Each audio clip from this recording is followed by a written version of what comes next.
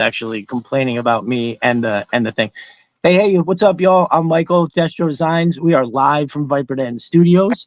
We are coming at you on a Sunday night tonight. We have the prolific photographer and storyteller, Seán from Complete Carnage Photography. Welcome in, my brother. Hello, Michael. It's a pleasure to be here tonight. Thank you. Absolutely. No. I tell anybody that comes on, time is our most valuable commodity, bar none. It's not even close. And so when somebody gives me their time by coming in and chit chatting on the podcast, I appreciate it on like the deepest of levels. You know what I mean? It's for real. Like, you can give me money, but if you're giving me your time, that really means a lot. Absolutely. We are going to check and see who is in the chat. We have Serpentor's Lair here. He says, what does Gestro look like after copious amounts of Dayquil? Well, there it is. I had some. So really what happened, last week, I have an air conditioner, a big unit that I had put in, and I fired it up, and immediately I was like, that doesn't smell right. And I was sitting in the same room right next to it, and after about 20 minutes, I could feel it in my throat. I was like, something's not right. So I turned it off.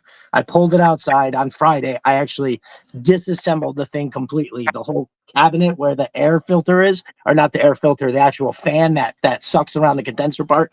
I completely took it out and sprayed everything a whole bunch of times. It looks brand new, to say the least. But I got that done. And so, but just today though, I woke up and I still didn't feel right today. And I was like, all right, I probably have a viral infection from the stupid fucking air conditioner. And I went and she looked and the doctor was like, well, from what you sound, it sounds like that's what's going on, and there's no harm in smacking you with a Z-Pack. So here's your script, and good to go. So I'm hoping this time tomorrow, I'll be back off the mend and things are good to go. But no, I could tell after, I felt terrible when I woke up. But after about an hour of moving around, everything kind of clears up a little bit. And I was like, all right, I'll be fine. And I was saving the Dayquil for later so it would actually really hammer in on me instead of taking it multiple times over the day. I was like, it might only work for me one time today, so I'll say that. My brother Orskizio is here. He says, for real, this might be a short one. Well, it is a Sunday, and I'm not going to try to hold my brother hostage here. So we are shooting for the 2-hour mark, and we'll see how that works out. Riptide O'Leary is here. Brother Rip. Also was on the mend a little bit this week. He was sick, I think Thursday, Friday, but his lovely wife, Mrs. Tide, mended him back to health. Love that. Just another jerk is here. What's up, my brother? Glad you made it. You all can laugh at my Peter Brady inflection. That happens every once in a while too, which is very funny. My brother Ellis, Dreadnought E, is here. He says, hail Cobra, hail Destro, good evening. Good evening to you as well. Happy Plague Doctor is here. He says, hello, I'm in the middle of cooking some pork belly. Ooh, okay. I'm picking up what you're laying down, brother. Pork belly works for me.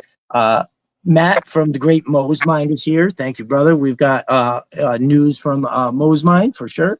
Romel Williams has made it in. My brother from Facebook. Thanks for joining us. Hayden Fio. Welcome in, brother. Hayden, how did you find us? I'm always interested when I see a name for the first time. Always interested to know, because I do try to promote. Like today, I went on all 4 platforms, right? And soon to be 5. Apparently, there's views to be had on Threads. I have both accounts. I've loaded nothing up over there yet, but if they come out with an app that will allow me to load across all of them at once by doing it, let me tell you, they would get a hefty fee every month for me. I'm sure you feel the same as you load on multiple platforms. Right. Absolutely. For sure. Let's see. So checking the names. All right. So I think we are quite. Oh, giant man size thing coming in at the last second there. What's up, my brother? Glad you could make it. Right. So real quick, while we're waiting for some other people to join us, we're just going to rap about the recent releases. So if any of y'all checked me out on the wonderful 3POA podcast last night with my brother Laser Pants, Jeremy, and Sam the Puppet, who, listen, I watched that show on Mondays and obviously on Saturdays. It's tough because I usually do my show, but on Wednesdays I always catch it. Those guys were great. They were fucking great. Like, Jeremy loves the G.I. Joe, so he's got a wealth of knowledge there. Laser Pants, I think, has been doing this for a while, and I think he's very good. One of the reasons is because he, like what he said when he was on the show, he grew up into this by listening to things like Howard Stern, Loveline, so like real radio, right? So when he comes from a place of like trying to do it like that, and it shows the Yeah, production value. You yeah. know, it is all excellent, right? So yeah, you know you're familiar. So it was great. I had an excellent time last night. They were absolutely very welcoming, very fantastic, and I loved how we did the contest, right? So we didn't just like necessarily name, you know, the ones that we wanted the most in classified. So they had me, Jeremy, and Laser Pants all came up with 5 that we wanted, and then Sam judged us by each round, and it was really really cool. Now, personally, I walked away feeling like I was the winner. Sam, every round was like, well, Destro would win, but I kind of got to give the edge to this. So I think it was like 4 out of 5 like that. I would have really crushed the competition, but I did understand like he didn't just, you know, Sam didn't just like give the rounds to other people. He genuinely had reasons, and at least it made sense. So yeah, I can't remember who won. I think it Jeremy or Ryan. Honestly, I don't remember, but I know that it was close. It all came down to it at the end, and it was good. One of the things that was funny was they brought up an interesting thing. I bear a striking resemblance to the shipwreck in the 2-pack. He kind of had the picture up, and then he put my picture, and he put it back and forth, and it was hard to deny the resemblance. I can see that. It was very interesting. Something like there's I think it's figures Fig Zero Firefly, the 12-inch one, where he's got where you can see his thing right here. It bears a resemblance when I'm giving the moon face. It actually is super close. I remember I can't remember who in the timeline pointed that out, but I was definitely like, okay, I can't even deny that, because it, to the degree that I feel like these motherfuckers owe me some money. If that's how, you know, just slice me off a little something. Let me wet my beak. You know, you got me out there looking like that. Yeah, I'm sure you've seen the releases, Sean, and what's your reaction to like the Fatal Fluffies? Well, you know, I was initially, I guess I was one of those people that I wasn't too excited about a whole lot of things coming from the cartoon, because I came to G.I. Joe from the comic book, and the cartoon was sort of a added bonus, but it wasn't really my thing, you know. But they've done such a fabulous job designing these figures. It's like, well, as soon as I saw them, I'm like, well, I gotta have them. You know, I was dead set against having them, and it kind of initially it seemed like Super 7 was gonna sort of cater more towards the, you know, with their Ultimates, they were going to cater more towards the cartoon, Sunbow, and that. But now it kind of seems like they've almost sort of set the tone for classified in some ways, you know. Nice, I like it. So you know, I want a pair. I want a pair of those. I feel like I can work with a pair of those fluffies. I don't know how often I'll be using them, but you know, and certainly the 2-pack is a little baffling, and it's always kind of frustrating. I think I've already seen a lot of people sharing the opinion that, you know, putting a really cool new troop builder in a 2-pack is not a great idea for those of us who do troop build. It's brutal, brother, and I love that blue. Oh my god, really, it looks fabulous. And you know, I knew we'd see that Crimson Guard, female Crimson Guard buck reused quickly, but I wasn't expecting it this quickly. But I'm pleased to see it, you know, nonetheless. But it's a little frustrating that, you know, we're going to wind up with a bunch of extra shipwrecks that look like Destro designs. right. That's awesome. I know I mean, at least like we have that release coming where it's Snake Eyes on the Varmint, and then the 788 Trouble Bubble, right? The stealth pad. At least you can trade those. Like Matt from Mo's Mind, he wants all the varmints. I want all the trouble bubbles. It's just going to be we're going to buy a bunch of them and then we'll ship them to each other. Everybody's happy. But the shipwreck. I mean, the one thing that I think I brought it up. I said it last night. Was kind of hit me when we were looking at it. At least he has a non-military looking dress, right? So you can maybe put different stuff on them, and maybe they look like a gaggle of civilians doing something. Maybe there's a little bit of gold dust that can be sifted by using that. But how many, right? Like, I don't know if you've ever heard me mention it. When I was a kid, I first of all, I thought I was alone on an island with this, and then I did a post about it, and my brother Doc Sewage, the 3 3/4 master, who just wrapped up his one Joe a day, by the way. It started off with, he was like, I don't know how many GI Joes I have, but I'm going to take a picture a day of each one, right? And if you had 6, he would just do 6 days in a row of like that figure, and it ended at 502. I think it was Scrap Iron and then the Saw Viper were the last 2. End of an era. Shout out to Doc Sewage. Great content, great guy. Love his band, Exhumed, by the way. It's crazy good heavy metal. That's their new album, fucking rips. I think he said they're coming up my way in the Northeast in the fall. Cannot wait. Anyways, he agreed with me on something. I brought up a point where when I was a kid, I was always very much turned off by the fact that the Crimson Guard was red. And what I mean by that is they were the first Cobra army, whatever you were, a trooper, army builder, whatever, that deviated from that original navy blue, right? Like everything else up to that point was blue, blue, blue, blue, blue. And then they chose for Cobra Commander's Elite Guard to go on something that it's unprecedented. Now, maybe that makes sense in a way. Excuse me. But in my book, I was like, fuck this. I really, as a kid, was like, I don't like it for this reason. And so I never really got one. I think I may have gotten one, for a birthday or something like that. And of course you love it. And it didn't matter what GI Joe it was. If it was for me, it's gonna find a place for it. But I just always in my head was like, I feel like they should be blue.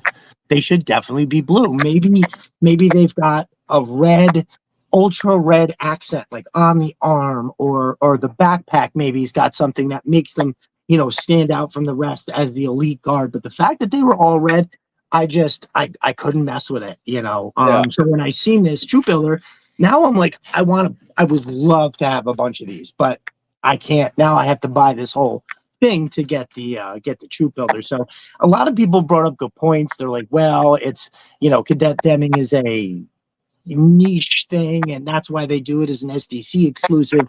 That way it just feels. But it's like I can't wrap my head around most of that. The price, it doesn't, like in the back of the box they show the folding chair that Shipwreck's laying in. It doesn't come with that, even though they're showing it there. And it's like, why would you show that then? Everybody's just gonna, well, not everybody, but it's just something else for people to point their finger at and be like, what is that? My brother Evil Dookie in the house. What's up, my dude? Glad you can make it. Appreciate you.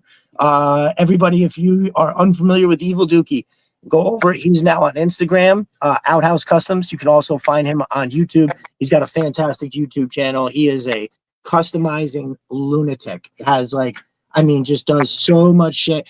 The Hawk's Nest was the first thing I seen from him. It was this huge GI Joe thing with a giant. It was because I like them big dios. So to me, when I saw that, I was like, oh, these are my people. That very cool, very cool. Spentor's Lair says also the Cadet Deming set is giving you the piece of the mass device. Well, I mean, maybe now if we knew that's what was going on, right? If we knew that there was going to be more, cartoon accurate 2-packs and they were all going to have the pieces of the mass device. Maybe if we knew that was coming, we would be more inclined to being like, oh, okay, I've got to get this piece because it's coming. You know what I mean? But to keep us in the dark about it seems counterintuitive, I think. Right. And then also they kind of started that as a Target brand, right? As a Target exclusive brand, mass device. And what happened with that? That's an excellent point. Where's how that's not tied in? I don't understand. Yeah, I don't do marketing for a $1 billion company. So I don't work for the billion-dollar company. So when I get to a point where something's confusing to me, I oftentimes just look away because it only causes frustration, right? And you don't know. I just assume that there's, actually, I'm sorry. I always assume that greed is at the end of every road, right? It's that, if they're a billion-dollar corporation doesn't succeed because it does exactly what the customers want all the time. That's I would be naive to think that otherwise for the most part. But I don't know why. I don't know why they can't just have that laid out for us, right? And again, even though they are deviating outside from the where the mass device was, they're doing it this other way. I feel like there's like they could do. Yeah, God, just tell us something.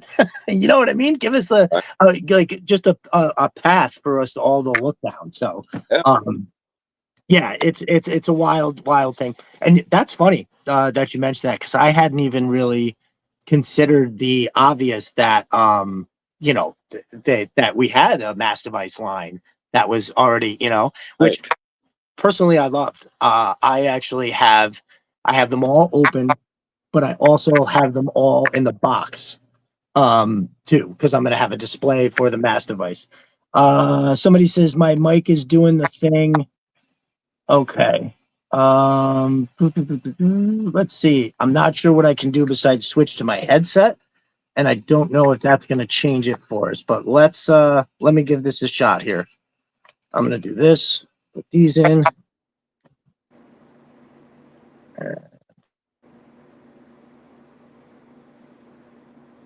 All right. How we looking? Check. Sounds a little better to me. Okay, there we go. So now you sound great.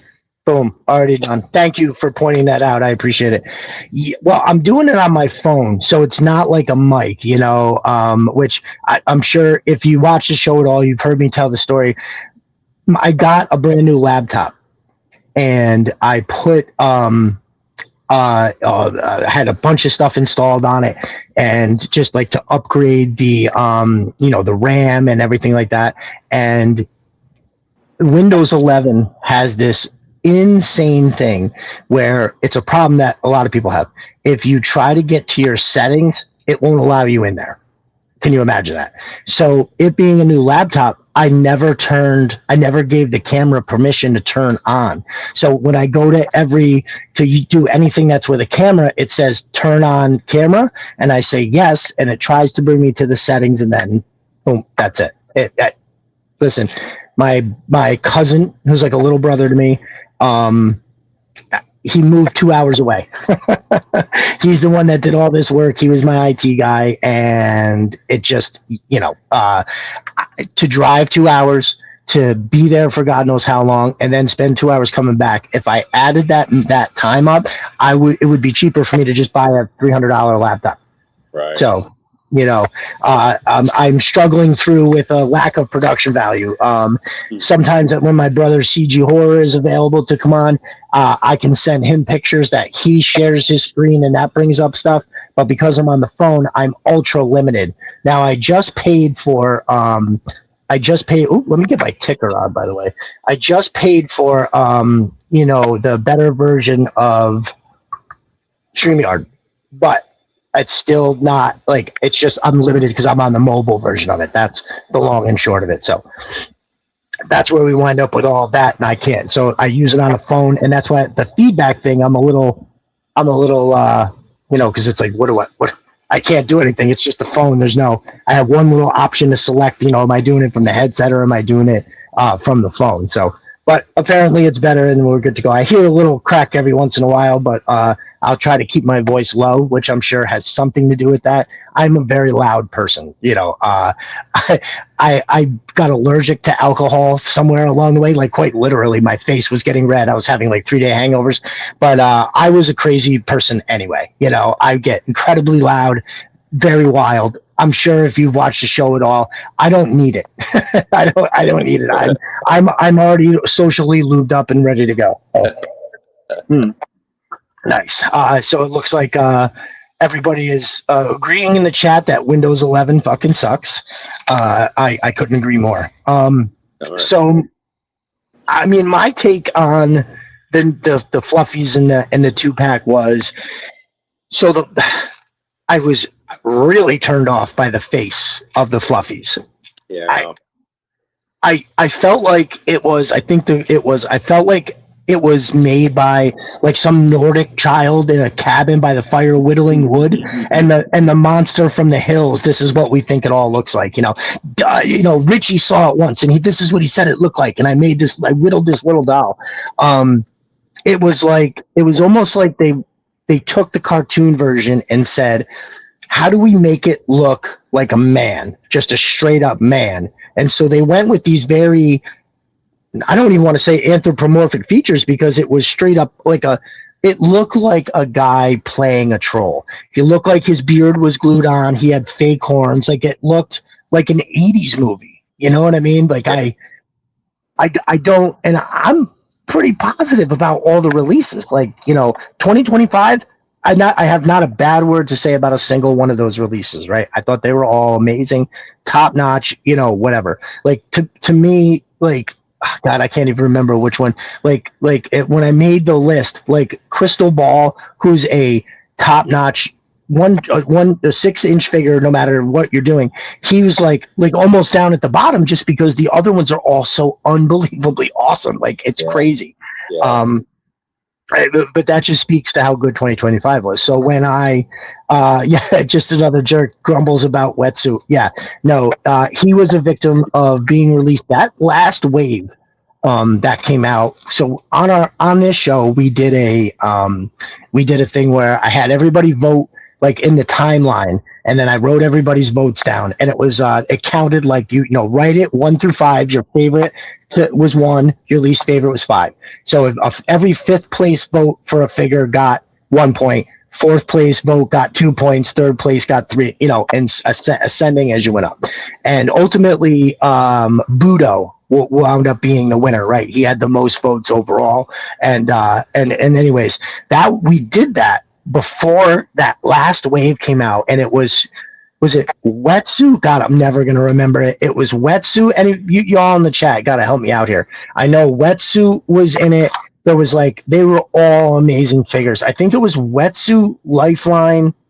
No, Lifeline was the next one. Hold on. I'm going to be able to bring it up here. But anyways, I feel like there was a few figures in there. Oh, Mainframe was the other one, who to me, it was almost like, when I first took him out of the package, granted, I loved him as a kid. He's top 5 to me, I think, somewhere in there. And I absolutely loved that figure. And when he came out, I opened it up and immediately was like, oh, this dude is like in competition for figure of the year. This thing is absolutely amazing. So let's see here. And his accessories really brought him over the top. How it all attached on his backpack. I mean, oh my God, how amazing was that? So let's see.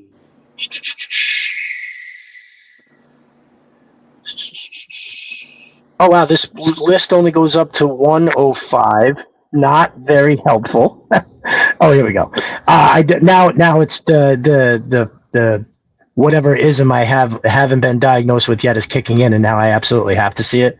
So let's see what we got here. All right, now we're talking.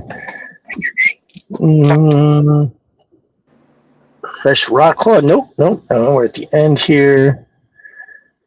Oh, okay. Grim Viper, sci-fi, mainframe wetsuit. What a banger fucking wave, dude. Holy hell. I mean, is the Grim Viper not like the most surprising figure, right? I mean, stellar. Wow. Mm-hmm. I remember seeing it, and just like, so the original Range Viper, I remember seeing the classified and going, yeah, that skull is not really my thing, but that figure looks good. And then my brother Rock Lockdown, I actually traded, I happen to have it right here. I traded him for this figure, which is, forget about it, unbelievable. That's the Night Force Ripcord. And because Rock is a thoughtful, generous fella, he also sent me a Range Viper, which is incredibly generous of him. Just sent it. And when I opened it, I was like, oh, this is one of the coolest figures that I think I've seen so far. I've said that about a lot of figures, but this one, I was like, damn, this is really nifty. So it kind of, when the Grim Viper hit, I remember being like, the Range Viper, I wasn't sure about. And then when I got it, I was blown away. So I said, I'm just going to get 2 of these. And I bet I'll be like happy with them. And I was happy with them. I was ecstatic. As soon as I opened it up out of the box, I ordered 2 more. I was like, oh no, wait, I got to have a couple of these. The use of the Saw Viper vest just gave it that different feel. And you know, I put them with Python Patrol. It looks good. I even was at a point where I was like, man, if I really wanted to spend the time to do some neck swapping, they would go good with the Joes. They're green. They're camouflage. You could stick them with Hit and Run, and you know what I mean? Like they would look unbelievable. So I definitely was, but you know, what's it? Just Another Jerk says, let's see. I'm going to say, did they get a new mascot? Matt says, my son got a Grim Viper for Christmas. After he opened it, I had to go get one. Yes, I agree. Just Another Jerk says, beat out Giant Douche by 1 vote. Who's with the Grim Viper? I think did make its way on there. But my high school declared mainframe fire. Nice. Very good. Very good. It should. It's an incredible figure. But yeah, the Grim Viper, pleasantly surprised. The only other figure that surprised me more was the Spirit and Lowlight Mad Marauders 2-pack. I didn't want to like them because of how much I love the originals. Like Lowlight and Spirit, the original figures are just top, like Lowlight's tied for 3rd with Scrap Iron for me all time, right? I have to just forget about it. I love the figure. He's amazing. The story, the character, everything about it, elite. Can't fuck with him. Spirit is just such a badass in the cartoon, right? Like everybody, they don't get, he's all soft-spoken, but he beats the shit out of everybody. Like he took Storm Shadow to school a couple times. You know, anybody that comes, he just looks at him and is like, don't bother, son. I'm gonna whack that ass from one end of the parking lot to the other. So I love me some Spirit. And actually, and his rifle, the 3 3/4 rifle, I just imagined they were like little missiles or something. And I thought it was one of the coolest rifles that came out, especially in the early years. Yeah. And so when I saw the Mad Marauders 2-pack for the first time, I was like, no, don't you do that to my favorites. I don't know, what is this brown and blue? Like, please stop. And then it actually all started with, I happen to have this guy here too. I got this one because it was like $14. And when I opened it, I went, okay, the original Barbecue is obviously iconic and incredible. But this also happens to be pretty damn cool, right? So I was like, man, you know, maybe I'm wrong about the Lowlight Spirit. And then I saw somebody had done, honestly, it may have been, as we were just talking about stage, it may have been Matt Cohen's shots, one of the actual promo shots, Matt Cohen shooting the galaxy. And I saw it and I went, oh, it's good. I don't want it to be good, but it's good. I can tell by this picture. And then they were on sale somewhere for like $28 for the set. So I was like, okay, that's for 2 figures. That's just, I have to get that. And as soon as I took it out of the package, I don't think there was another figures or set that I got that I immediately started taking picture of, right? Normally it's, I've got to do a 3-day dio build to build, you know, because I'm crazy like that. And I just, I put up the black background. I set up 2 rocks and I was like, I'll figure it out. And I immediately started taking pictures. They're just fucking, that set, bro. Woo! Yeah, it's so good. I've seen you've had a couple shots with those, right? I think. Okay. Yeah, dude, that's for real. Just an incredible set. You know, great loadouts and a different bird for Spirit. You know, always cool to get a new animal in our vast. It's now become a pretty vast menagerie that we have going with classified. Holy crap! Right. Yeah, no, the animals are ridiculous. I think it's for all the different people that collect classifieds. I think the animals are the one universally accepted as just they're all elite, right? They're all top-notch toys. All the different versions of Timber, they look amazing. The fucking polar bear. I mean, the face on the polar bears. I mean, I remember when I first seen it. I think it was they did the reveal and they had the bear standing up on its hind legs next to the snake eyes. I was like, look at how big that is! Holy shit! Like that's freaking huge. Yeah. That's why I had hope for the Fatal Fluffies. I was like, oh, they'll make it big like the bear. They'll put a cool face on it, and then whatever they did with the face. But so that's why. Let's see. I'm trying to think what else. There's been some other news of upcoming releases, and it's made me like the Scorpion also. I mean, how amazing is the Scorpion?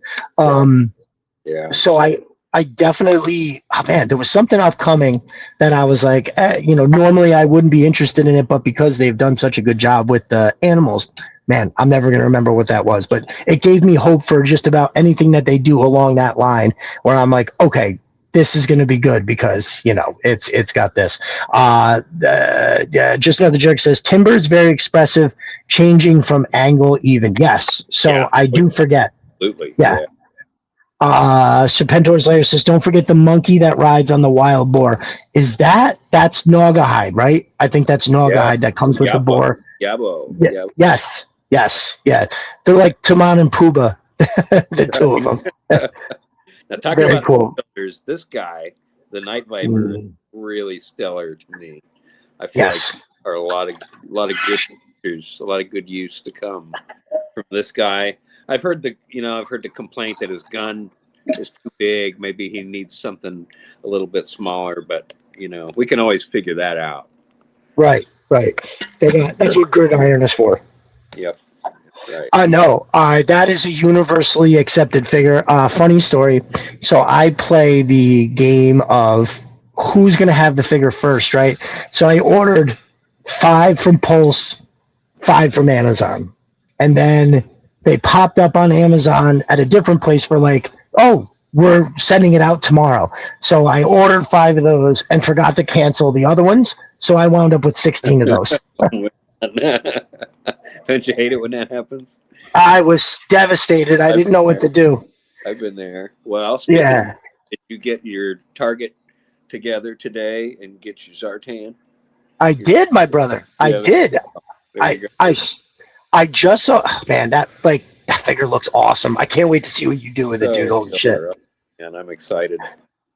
I mean, I understand a lot of people feel like I do when you talk about not my Zartan, and totally acceptable, right? It's not my Zartan, but that can easily be a Dreadnought, just a random Dreadnought. Look how fucking awesome that is. Right. With the drawing of the bow and everything, all those pictures I saw, I was like, oh, that's that. I definitely didn't want it at first, but then I was like, you know what? This happens every time. It's an exclusive. I should try.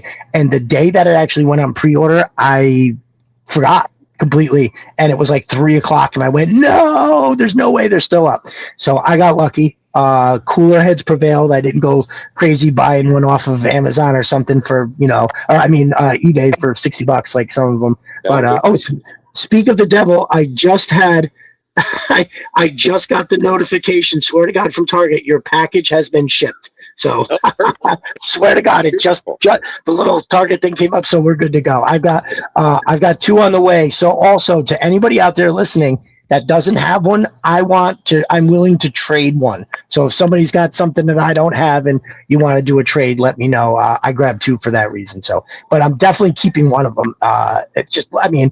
What do you think? What's the first couple things that stand out to you when you look at it? Man, well, I like the swords, and I don't know if you probably don't know this yet, but they're different. Ooh, okay. They're different. Didn't know that. So that's really cool. And they're also pretty stiff. I'm very happy that there's it seems like the bendy weapons are going away, and the paint looks really good. There's been some issues with the silver paint sort of chipping, and it seems like hopefully we have that with these, okay. But these are all new new weapons. So, and they all look really good. So I'm just knocked out with, with everything. Look at this thing. Nice. It's got like a brass knucks type thing attached to it.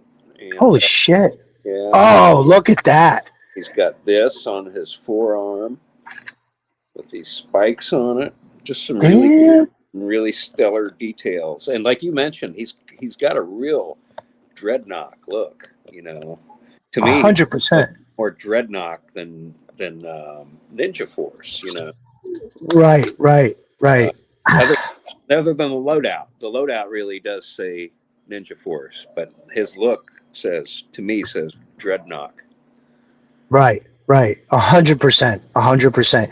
And and what a cool ass dreadnought, by the way. Like, it's cool dreadnought. Yeah. To me, there's so many quintessential aspects of a dreadnought. Crazy hair, nothing on the sleeves, which is important. Those dudes are not fans of being clothed. So a lot of people referring to, I think, the gauntlet there, the shredder style, the wrist, kind of blades on the wrist. That's pretty cool. Tree climbers to boot. Yeah, no, it looks like he's definitely got some nice big set of boots on there. It's really dope. Yeah. So I'm a fan. We still have the belt buckle, the original Zartan belt buckle. Okay. Oh, nice. That one piece is still here, I think, because I think this is pretty much new tooling, as far as I can tell. These are definitely not the same pants that he had before. I'm not sure which. I kind of feel like these are new pants, new boots. I'm not sure about these arms and the chest. It's hard to tell, but definitely this leather jacket is new, and who knows who we might see that used again. You never know. Right. Man, I'll tell you, if my brother Jeremy happens to be in the comments, I guarantee you he can immediately tell you if it's new or if it was reused. That dude knows like immediately. It's very like a savant he is with that shit, dude, where he just like there's nothing about any aspect of these figures. Even if you go back to the 3 3/4, he knows all of it like crazy. It used to be a lot easier. Now it's like the collection's so big, it takes some real time to start looking and figuring out the reuse and the pieces and things like that. If it's not something you recognize right away, it can really take some time. Agreed. I also felt that, to me, I was like, I don't know if I want to be burdened with that knowledge. Meaning, when I see a figure for the first time, I like appreciating it for what it is and not immediately dissecting it as the reuse of all these things. I think it takes the shine off. Like, there's nothing wrong with ultimately coming to understand what it is. Like, oh, okay. Because then you can go, oh, wow. So they really were able to work all these different aspects together to make it look this cool. I think there's an art form in that, right? And how they do that. But ultimately, I like just being able to look at it and just be like, oh, wow, look at that. I mean, I can't really tell other than like, for instance, the Grim Viper using the Saw Viper's vest, that stood out as, oh, that's the Saw Viper's vest.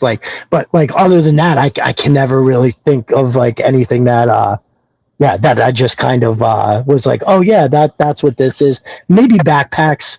I think there's a couple backpacks that maybe stand out as, oh, so and so had this. Like Duke, his retro backpack had a few. Some of the rifles are similar or whatever, but. Right. The just another jerk says brand new accessory for classified drawn bow attachment. So I know that there was a couple bow, like the bow that comes with Naugahyde, and then I think Storm Shadow has the same one. It's just that you can kind of pull on it a little bit. Right. Look at that. Oh man. So I haven't quite figured out how it attaches to the compound bow yet, but I'll figure it out. Right. But yeah, nice. Interesting. This is very interesting. Certainly has potential for us photographers. For sure. I mean, getting it to line up just right is like, we'll get more into the photography aspect in a bit, but like, I call it the golden shot.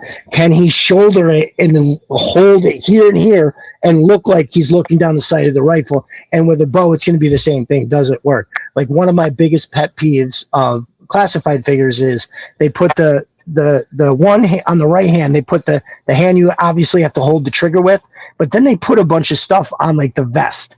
And so when you go to do it, it doesn't sit right because of what they put there. And it's like, how did you not think of that, ahead of time? It's really just absolutely makes me completely crazy when I see that. But sometimes you can switch hands, or I'm getting better with, putting extra hands in a place where I can easily assess them to, like Flint comes with those gloved hands. Oh, perfect. Because, you can put them on any figure and it looks normal. And then maybe I can switch to the other shoulder and have it look right. Or in general, just a figure who has shorter arms and they gave it the longest stock and it can't, he's like holding it out like this. I don't know what it is about that. It makes me nuts. That and the fact that they bumbled the retro Snow Serpent loadout. That's what made me crazy. Because, dude, that's retro Snow Serpent, the 3 3/4 to me is as cool as any 3 3/4 figure from any line ever. It came with the missile, the AK, the awesome backpack, the thing that went on the front. And I feel like they could have did all that and kept that iconic card art looking exactly the same, and they didn't. And it just, I don't know why that bothers me to no end. Those are my only 2 complaints.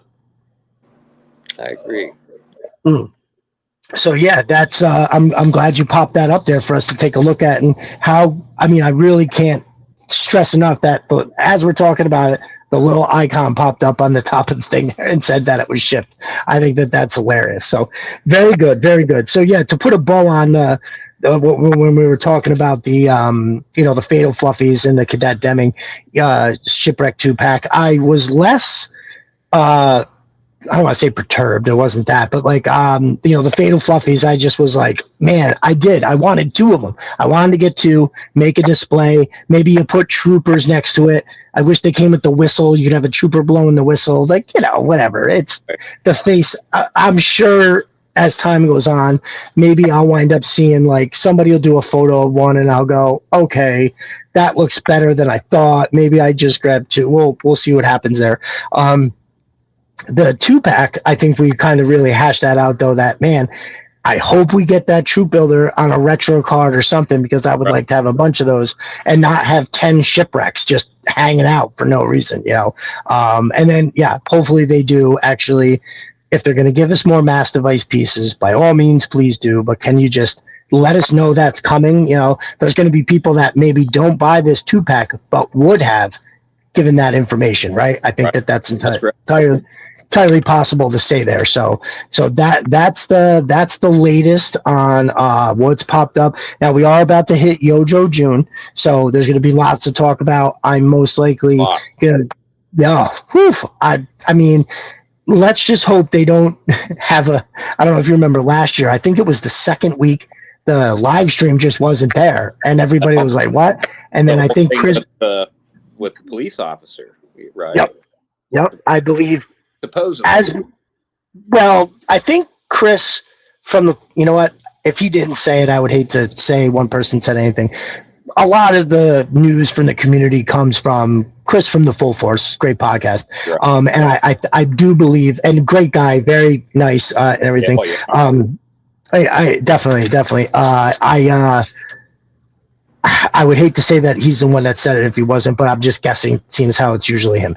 I remember, I thought there was some form of a wink, wink, nod, nod about, the police officer, they decided at the last minute not to do it. Cause hey, nothing for nothing. The spotlight was on the law enforcement in general at that time. There was some incidents that, whatever, but, that figure is amazing.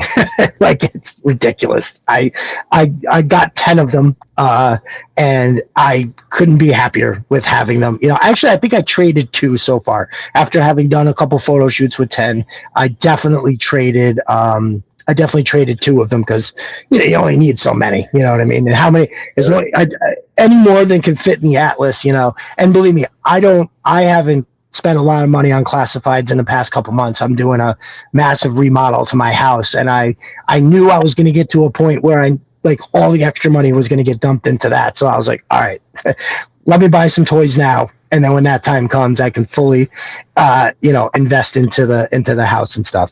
And now I'm saving money because I'm going to hire some people to help me. I thought my 22-year-old self said, oh yeah, we can do all this. No problem. And my 47-year-old self now is like, bro, what are you doing?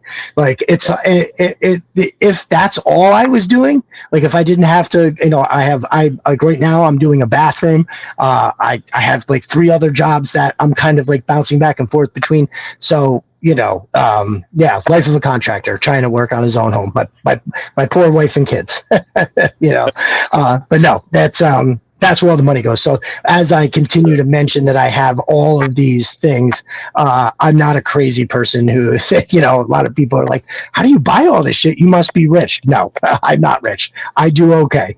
And also as the price of groceries go up, it's who the hell can afford to buy a bunch of freaking shit. I mean, gas, the food, forget it. It's all brutal. Who we got here? My brother Eric Wirt has popped in. Thanks for coming, my dude. I appreciate it. Let's see. Did I miss anything from the chat? I don't think so. Nope. Very good. And thank you all in the chat for joining us on a Sunday. I do appreciate it. Family day, Sunday. So I do appreciate you coming in. Nice. So I'm trying to think. I felt like there was something else about the community I wanted to mention. And so I will get to more stuff from Matt from Mo's Mine and Chris from History Arsenal. I just wanted to mention a few things here off the top. Everybody has seen what I've been doing with the slings that are the newest thing from Matt from Mo's Mine. Has the new line called Mags, Mo's Armament Gear Systems. Oh God, I do this every time I'm doing a promotion and I don't remember supplies or system. Oh my God, it's the worst.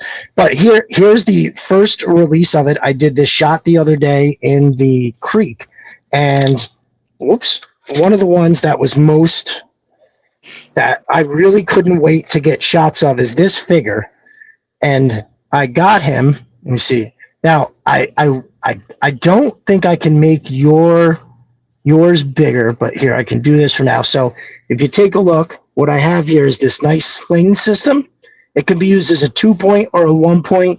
It's got the three different tri-glides, which allow you to adjust it and make it look right. But yeah, this is some shit, because to me, being able to sling the primary while your character is doing other things, it doesn't even necessarily have to be holding like the silence. You can be holding a clipboard, like I have trench vipers coming up, Sheen with the trench vipers coming up. They're going to be able to do that while they're checking somebody in through a gate. Boom, done deal. So yeah, the slings are out. I'll show that off more a little bit later, but expect more in the beginning of this month. From the Mags line. Very exciting. I saw a picture of something today. Just amazing. It's one of those things. I'll tease it like this. We have one that came with a particular actually 2 different figures. And while okay, Matt has done what he does best, and he's just lifted it up to a whole new level. I can't wait for you guys to see that for sure. Also wanted to touch on, there is something joint operation coming between Matt and I. That is going to be, Matt is so graciously donating some time and effort to helping me get something off the ground. And that is going to be to help fund destrodesigns.com, which is coming soon. Can't wait for that. There's going to be a lot of cool shit on there. We'll talk more about that in a bit. Also want to shout out Chris from Sis3D Arsenal. If you go over to sis3darsenal.com, you can check out that he now has mission crates for 1/18 scale. So for all my 3 3/4 brethren that have been drooling over all the awesome shit that Chris from Sis3 Arsenal makes, you can now get like his signature stuff in 118. So go over there, sis3darsenal.com. Make sure you're using Destro Designs to get 10% off. Make sure you go over and check out Matt from Mo's Mind stuff on Etsy. That's Mo's Mind Custom Design. He used Destro Designs 10 to get 10% off on the stuff from Mo's Mind. Can't go wrong. We'll get into their stuff more a little bit later. I see you got the Patriot Duke out there, brother. Very cool. Yeah. What do you think about that one? Well, it's interesting. I'm not quite sure what I can do with it. You know, I'm kind of thinking about it. You know, I'm trying to come up with some ideas, but you know, it's an interesting idea. I guess this means we may see more of this kind of thing from Classified. You know, I know we see this sort of thing with the Star Wars Black series, Valentine's Day and Christmas and everything else. So this seems to be the first foray into that. Okay. Right, from G.I. Joe Classified. So I don't know. It's interesting. I mean, I wanted it. I didn't want to miss it.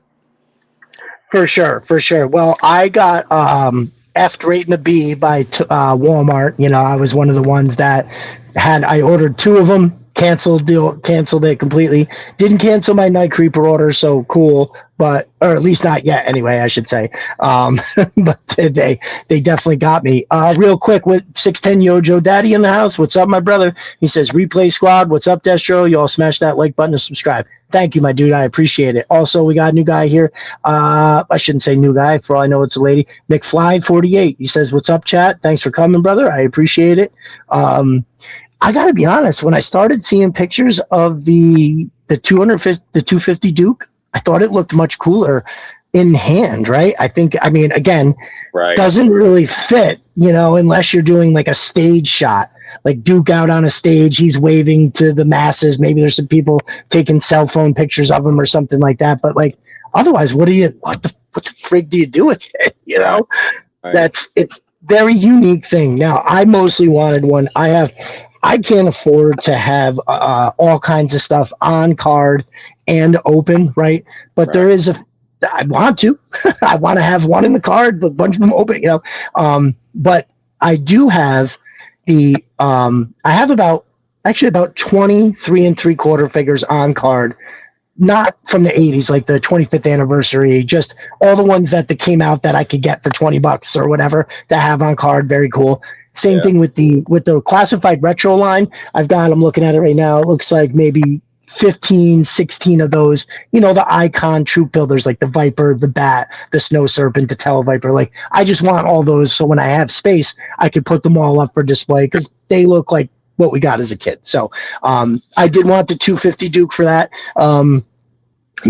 Actually, you know what? I will reach out to my brother Chuckin' and Truckin', because actually, before my 250 Duke got canceled, we were going to trade for the Ninja Force Zartan for one of those. So now I think I saw that he actually got 2 of them from somewhere else. Maybe we could reverse the trade, and I'll send him the Ninja Force Zartan for one of the Dukes. So I mean, I heard somebody say this the other day, and it didn't really strike me. It's almost like Hasbro creates that FOMO, right? Where it was very limited. It's hard to find. People are losing their minds. And then all of a sudden they'll just drop more out there in the stores, and they'll all get sold like immediately because everybody is scrambling, you know, thinking they're going to make $100 on eBay. Yeah. But it's been interesting.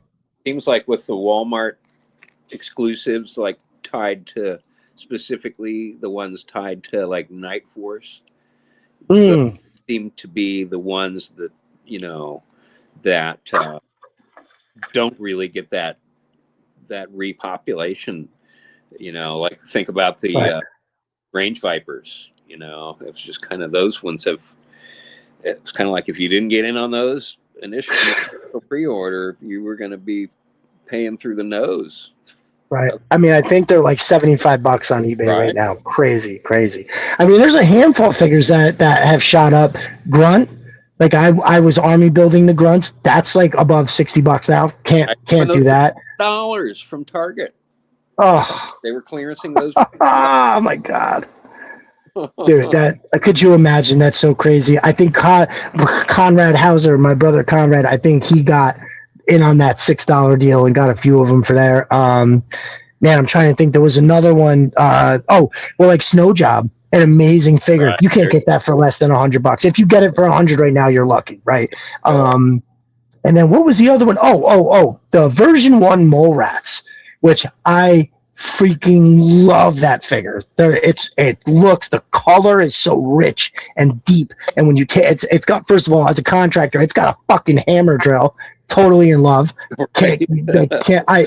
One of the first shots that I wanted to set up when I was doing photography actually involved them breaking into a place with the hammer drills, right? Firefly was going to be in the background, like, why can't I just blow this up? And one of the televipers was going to be like, because they have sensors, we've already scanned the building, you can't just blow it up, it'll send the alarms off, but we can chip our way in with these hammers, right? That was the whole premise of the scene. I actually built a wall that was crumbling and everything.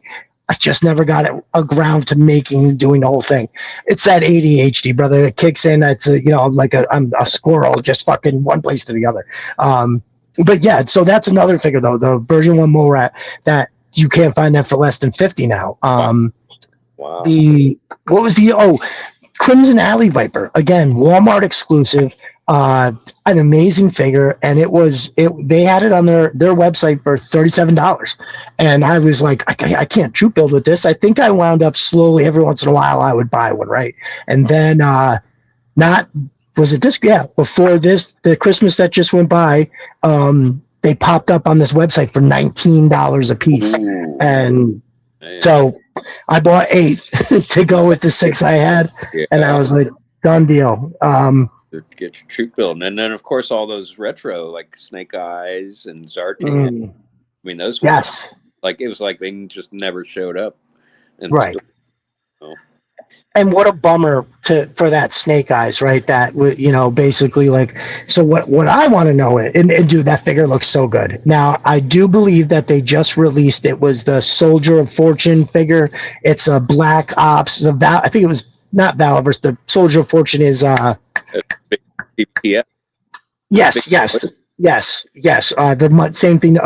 Monkey. Oh my God, what is it? Is it Monkey something? Whatever that guys that do that line. It's basically was it Fresh Monkey Fiction? Fiction, right? Yes, thank you, brother. So yeah, they have the that one soldier that if you pop the Snake Eyes Alpha Commando head on, it looks exactly like the retro Snake Eyes. So that's cool. Somebody can get that. And if you really want it for toy photography, because that's the figure that set it off for me, right? It was Destro and the version 1.5 Snake Eyes that I remember being like, yo, what the fuck is this? And that was it. Once I picked up those 2 figures, I pushed everything else off the table. I wanted nothing to do with anything else. He-Man all of a sudden went from the coolest thing I'd ever seen to, oh my God, I'm offended by anybody, trying to offer me anything but this. But Eric Word says, what's funny is you're a contractor. I'm a glass delivery guy. You guys put me in bad spots. Yeah, well, anybody that I buy from, like from whether it's a glass person or anybody, like all my supply house guys, I treat them like gold. Like there's a plumbing FW Web near me.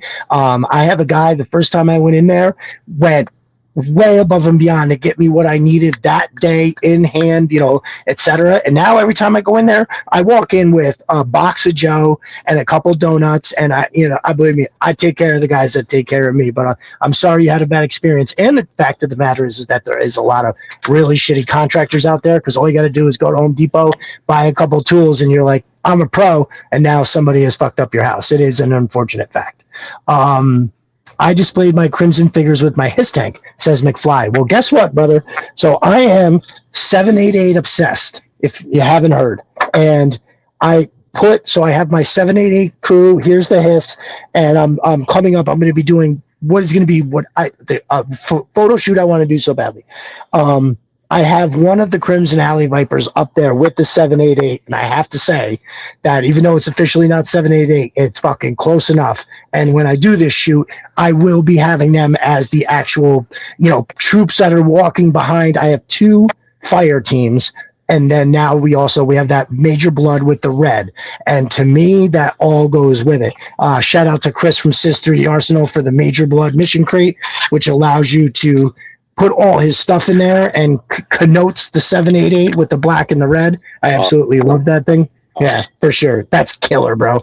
Their shit is all. Listen, I try to tell people all the time, I don't think I'm that good of a photographer. I just think I have I can put 50 figures in there and they all have good iron guns in their hands and there's a bunch of shit like this floating around. So it looks really cool, but it's probably not good photography. I just got a ton of shit there for sure. But yeah, so McFly, I agree. And I have that as well. It is criminal that my favorite thing from, I think, if I had to pick, people are like, what's your favorite figure? Single figure, I have to go with the Cobra Island Major Blood. That figure is just, forget about it. It's the best one they made. But if you're asking me like to really pick, I have to, in true fashion of my crazy self, I have to pick the Hiss, the fire team, the missile system, and the Hiss Techno Viper. You put all that together, and it is just so fucking awesome. They look so good together. The Hiss is just, oh my God. Listen, as amazing as the Rattler is, as amazing as the Dragonfly is, they're mind-blowing. There's something about the Hiss when it lights up and that back comes down, because as a kid, I could not get enough of that shit. I could not get enough of the Hiss tank. If that thing folded down as a kid, I would have lost my mind. I actually had an uncle try to drill in it and it was not working. I had more than one, so I remember thinking like, oh, if you fuck it up, it's fine. You know, it's worth it to me to see if this can be done. And it didn't work out that well. But you know, I digress. That's what it was. So, all right, brother. Let's. I think that was the other thing. Operation International Dragonfly is well underway. Sean, if you haven't seen it on the timeline, we have brother Riptide O'Leary has donated a very, very, very unbelievably generous amount. He donated a full, complete HasLab Dragonfly and 2 boxes full of classified figures. So we're gonna take this opportunity to help the community. Now, number one, my brother Mark Potter is just an unbelievably great guy. He's not only is he a great photographer, he drops stuff all the time. He's absolutely amazing. And I love the dude to death. He's such a good dude. And, you know, he's just in a position where, you know, getting a HasLab Dragonfly would be difficult for him to wind up doing. And so as soon as brother Rip was like, this is what I'm donating, I immediately said, I'm not even having a contest. I'm just giving the Dragonfly right to Mark. That it's something that will mean the world to him in so many ways. And then to kind of double down on it, I asked the community to help donate a couple bucks if everybody throws in a couple bucks, because Mark lives in the UK. So shipping was going to be, I actually guesstimated everything just about right. So I didn't want him to have to pay a duty fee when it arrived, and I didn't want him to have to pay a dime. I want him to just take this thing, open it, experience it. But also, I wanted him to see the love from the whole community. So I first of all, when I just mentioned on the podcast, my brother Snow Leopard, amazing dude, lives closer to Mark than over here, immediately donated money and said, hey, I think he wound up donating what turned out to be like 10% of what we needed for the thing. So before I even made a post, he was like, here, let's get this started. And then I put the post out at like 9 a.m. and by 5 o'clock at night, we were damn near close to what we needed for everything. So the community is just, and so Mark gets to see that too, right? So we all love you, brother, 100%. You're the best. And also, what I had said was I had something else in my sights. So the next thing that we're doing, any leftover money, once it's in his hands and the duty fee is paid, like all of this stuff is good. Basically, any leftover money is going to go to the next thing. So all that money, as well as I'm going to raffle off a few figures. We're going to put that money together, and we're giving it to our brother Animus Levels. Our brother Animus has gone through some tragedy. He lost 2 of his daughters, and he has now adopted all of their kids. They had 3 kids each. They're under his care, and I know how expensive it is with 2 kids. So he didn't need to ask. I said, oh, this is clearly where we're going to dump. I mean, you know, with something so crazy, with a situation like that, even if we give him $500, it just gets the kids sneakers for next year if we're lucky. You know what I mean? So I'm sure he will appreciate everything that we can give, but I almost want to say we're probably going to circle back every once in a while and see if there's anything we can do. Listen, I know it's tough for all of us right now, food, gas and everything like that. But if, we have a community of 100 people and everybody ponies up $5, that's $500, right? It is actually that simple. So, but one thing at a time, let's get this other one done.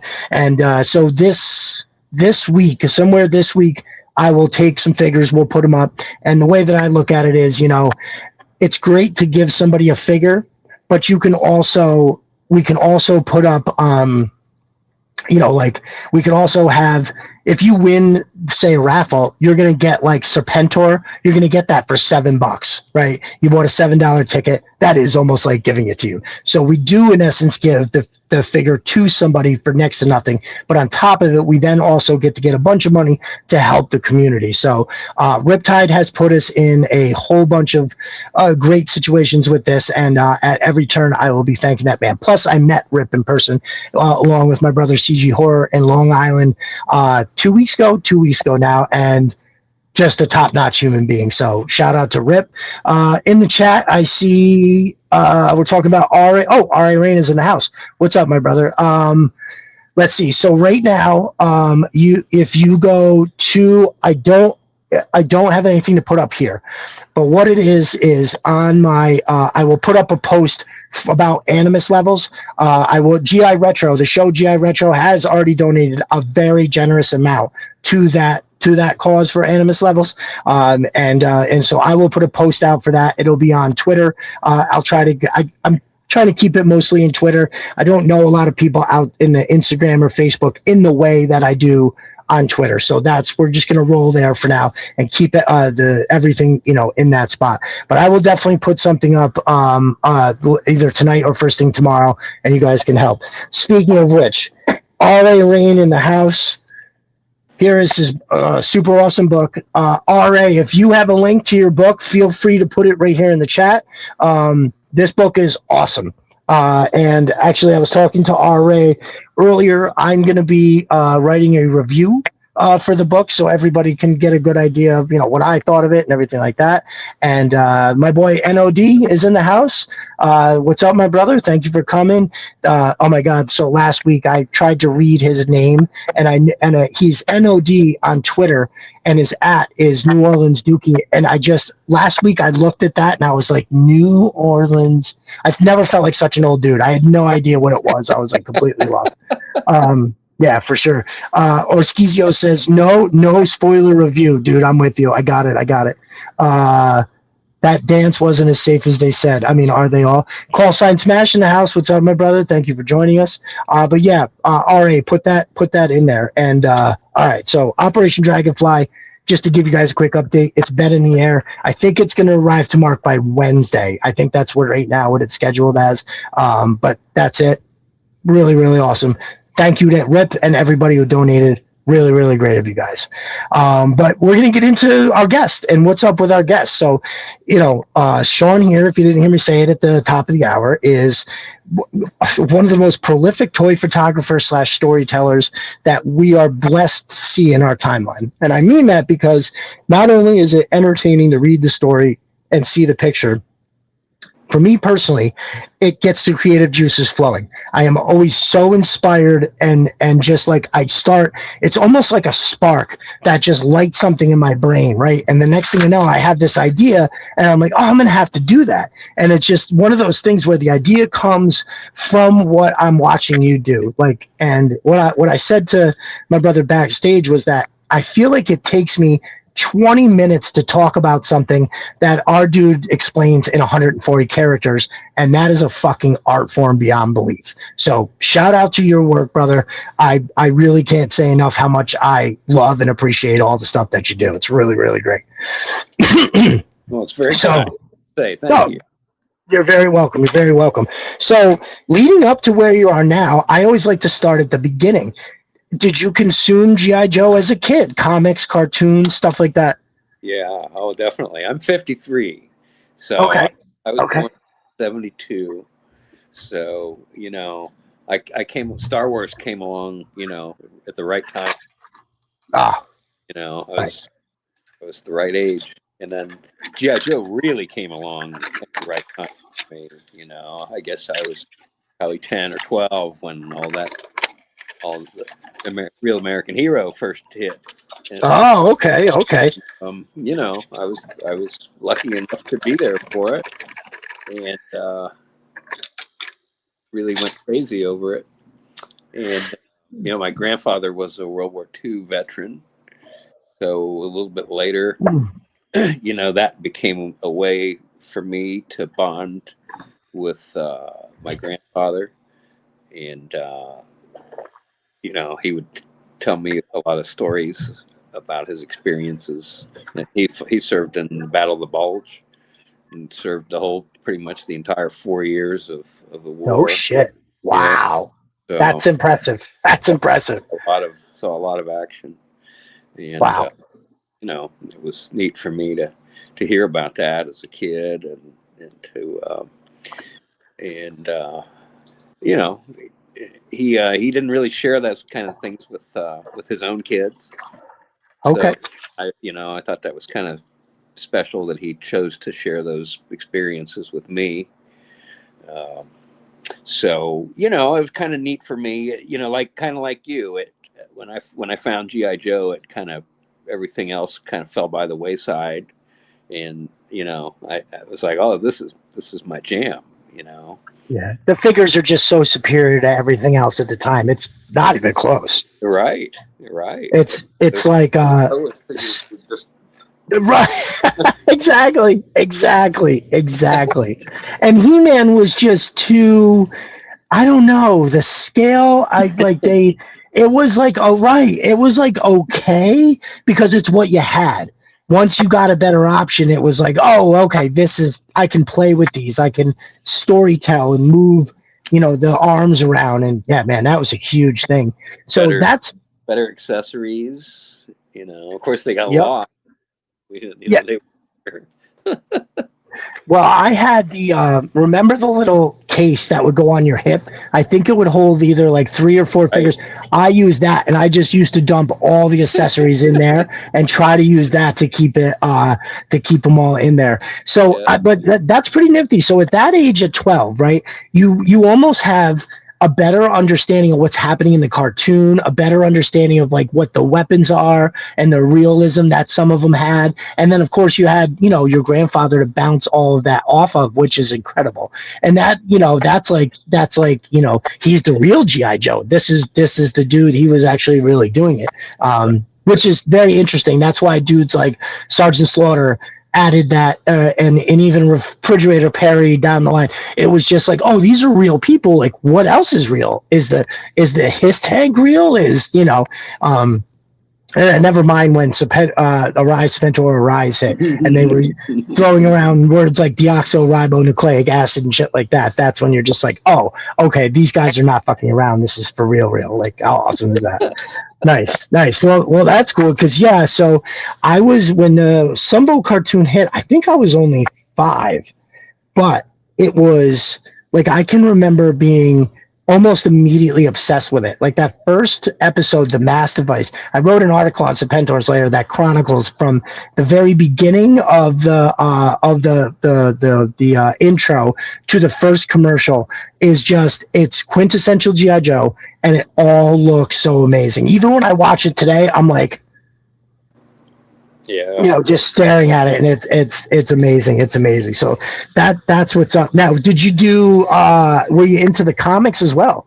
Oh yeah, absolutely. Yeah, I was into a lot of different Marvel comics. Of course, GI Joe was always my favorite one.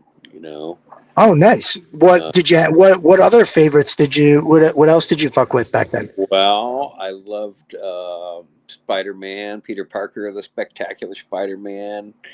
West Coast Avengers. Ooh, Avengers. Some of those ones we don't hear about that one much anymore. No, but that's cool. That's awesome. Captain America. I love that whole Captain America. The thing about the Scourge in the West Coast Avengers. Remember that he was killing all the villains. I think so. Such a neat storyline. That one really out for me. I do. But yeah, you know, so Marvel Comics, really, mainly Marvel Comics. Nice. I love Spider-Man as well. He was so I would say Spider-Man, Wolverine, and the Punisher. Those were like my favorites. I love the idea of the anti-hero. You know, Wolverine and Punisher were good guys, but had that moral flexibility that somehow played to a young kid my age, where it was like, you know what, you can't fight the bad guys with all good guys. You're gonna have to have some bad guys on your team too. Right. Or as one of my favorite characters in anything, Matthew McConaughey plays Rust Cole in True Detective season 1, and he says, you know, the world needs bad men. We keep the other bad men from the door, and it's the truth. It's the truth. You know, like people skip over, you know, Snake Eyes is a killer and like the best one. Like, I think, you know, you got to lean into that a little bit. Like, yeah. No. I'm sure he's fighting for the good guys. He's also slaughtering people like endlessly. So, and that's something I hope I mean, you know, with the G.I. Joe movie, we're not going to get, you know, a heavy violence R-rated movie because they're going to have toys attached to it, right? That's just the way that it goes, right? They're not going to want an R-rated movie with toys. Although, I mean, it worked for Deadpool. I think, you know, who the fuck do they think is going to see the movie and buying this shit? It's us, right? It's not kids. Kids today don't really want anything to do with it. When you find, there is a couple young kids in our community, though. There is one guy. Oh God, I can't think of his name right now, but he was in his late 20s, and his dad liked G.I. Joe. And when Classified popped up, he was like, "Oh, that's like the shit," you know. So he had some of the 3 3/4 when he was a kid and enjoyed them, but wasn't as into it as when the Classified hit. And he was like, "You know what? My dad loved this shit, and now you know what, I do too." So that's a very cool story. Very cool though, to, like you were saying, that you got to share all that with your grandfather. I think that's cool. Did you have standout episodes in the cartoon? Anything stand out to you that, you know, you really took to? Yeah, it's interesting. I was thinking about that because you had sent that question over earlier, and I can't think of the name of the episode, but the one with Serana going undercover and having sort of a ships passing in the night sort of thing with Mainframe. Yes. Good, you know. I don't remember the name of that either, but that in fact is one of the standouts for me as well. That's a great call. Yeah, mature. It was a very, you know, a bit more mature than the usual subject matter of G.I. Joe cartoons and cartoons of that day. For sure. Not in a bad way, certainly. No, well, you know what reminds me of that episode as well is the $1 million medic with Lifeline, and then Bree Van Mark, I think is her name. She's like the heir to like the Van Mark Industries fortune or something like that, and she's totally taken by Lifeline. Like, I think she buys him a gold-plated tomahawk or something like that, right? It was something like it wouldn't fly off the ground because it weighed so much. It was made out of gold and shit like that. And it was very similar. That the subject matter was R.A. Rain hits us with some knowledge, and he says computer complications. Yep, I do believe that is the one. R.A. Rain also says Carnage and I would get along so well. West Coast Avengers is amazing. Oh, okay. So they're echoing your sentiment in the chat. That's nice. I love it. Oh yeah, computer complications. Yes, that's the one. Very good. Yeah, that's also a standout for me too. Talk about, you know, heavy subject matter. There's definitely a few of them. The other one is Worlds Without End, where Steeler is having like what's in essence an existential crisis right there on the screen. One of my favorite bits of dialogue is in that one where, you know, he's just like unraveling a little bit to Barbecue, and Barbecue tries to relate to what he's saying and is like, "Oh yeah, buddy, I hear what you're saying, you know, that's real tough." And then Steeler comes back over the top of him, and misrepresents what Barbecue said. And he's like, no, yeah, I get it. There's no reason for me to get up and try anymore because everything we fight Cobra, we this to that. And Barbecue's like, oh, now, hey, buddy, that's not what I said. And then I think Duke walks in the room and the conversation gets like pushed to the side. But it's just, it was a very, as a kid, I just remember it being like, it was a very real sounding conversation, right? Like, even though I may not have fully understood the implications of what they were saying, it still wound up being like, like awesome in that way. So yeah, very good. Very good. I did not have the comics when I was young. I grew up I'm in the capital of New York, right, just outside Albany. And so I didn't live in like, the middle of nowhere, but the only comic book store I knew of growing up that was in my town didn't carry G.I. Joe.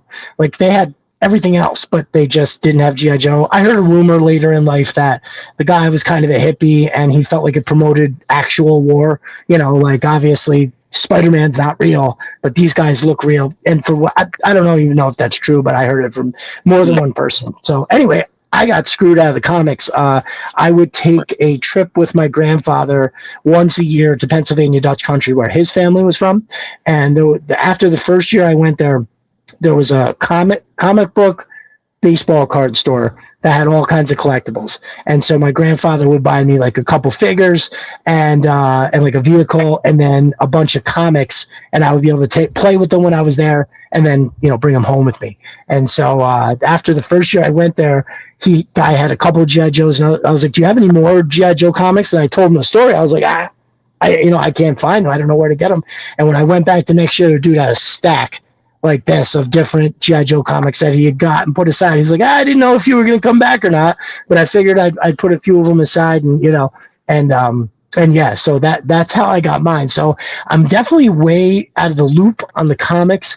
And I've actually just started, I got the compendiums so I can go through the comics. I feel like I'll be a better photographer having gotten familiar with the comics. I think that would really help. Like I feel like in your storytelling, you nail the essence of these character figures like so well in just a short amount of words that I feel like, you have to really deeply understand some of these characters, I think, in order to get that shot and then that bit of writing. So I feel like I think, I don't know where I am. I think I've gotten through like the first 30 issues, and I have the paperback compendiums. They're like the almost like comic book paper. So whatever, affordable, very affordable. If anybody is looking for that, I believe they're always on Amazon. Editions 1 and 2 in the paperback version for like $35, which just got number 3. Nice. Yeah, and it's already on sale.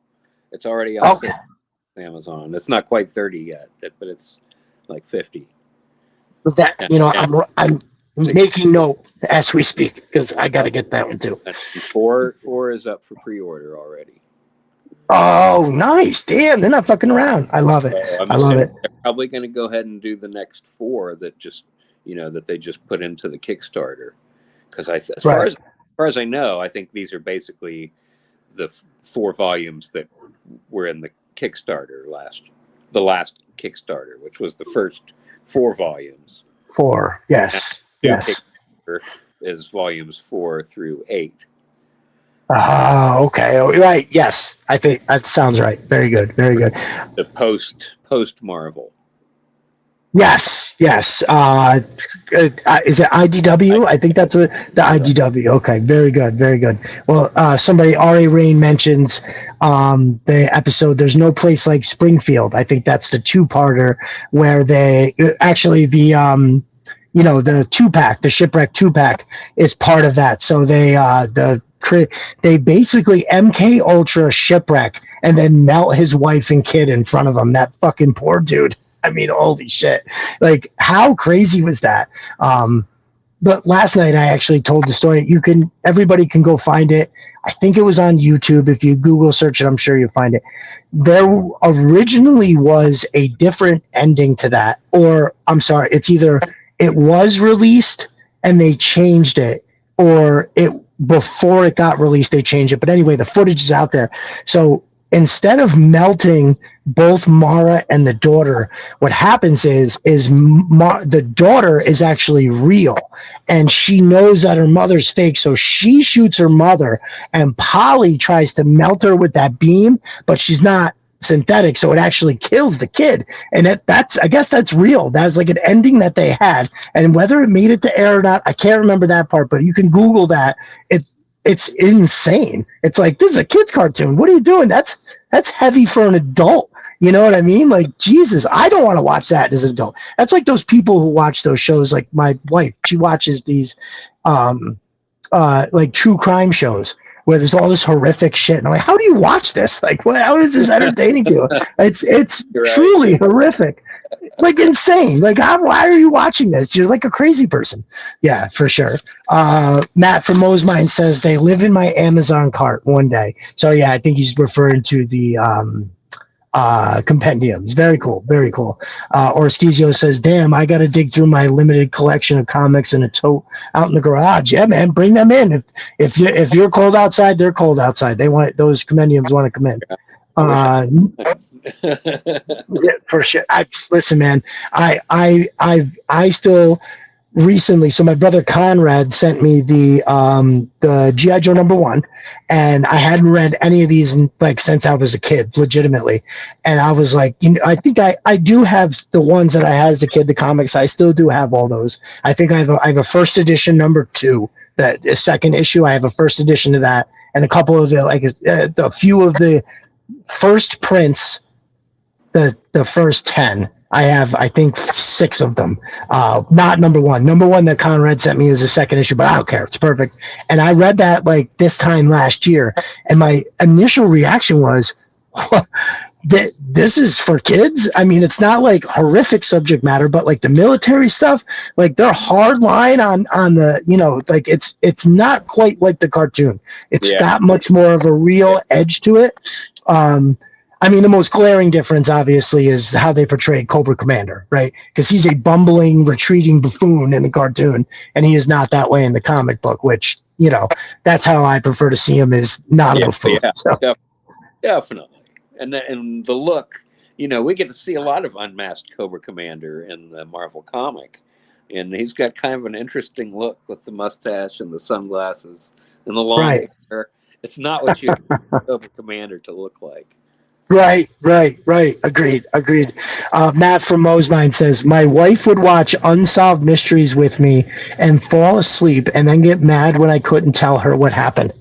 Dude, I don't know about you, but I loved Unsolved Mysteries as a kid, dude. It was like, because they had like paranormal, they had UFOs, they had shit like a DB special on DB Cooper. So to me, I absolutely loved that show. I used to watch that all the time growing up. The lead up to number 26 was so serious. Yeah, man, they weren't playing. That shit was real. And then to go with a silent mission where they make a mute character the goat. Fuck it. I mean, because to me, Snake Eyes should be mentioned amongst all comic book characters, right? Not just G.I. Joe, but when you talk about, Spider-Man, Wolverine, Punisher, Snake Eyes is right there. Like, there's nobody that's, and that's why I always champion Larry Hama as the GOAT, because he made somebody who doesn't speak like a pop culture icon. Like, my mom knows who Snake Eyes is. You know what I mean? She knows who, like, Michael Jordan, Tom Brady, and Snake Eyes. She knows, even though she has no interest in any of the things that they do, it's, that's what they look like to me. So I think that's awesome that they come through like that. How do you like your Snake Eyes? So I always say I prefer the Alpha Commando over the Ninja, right?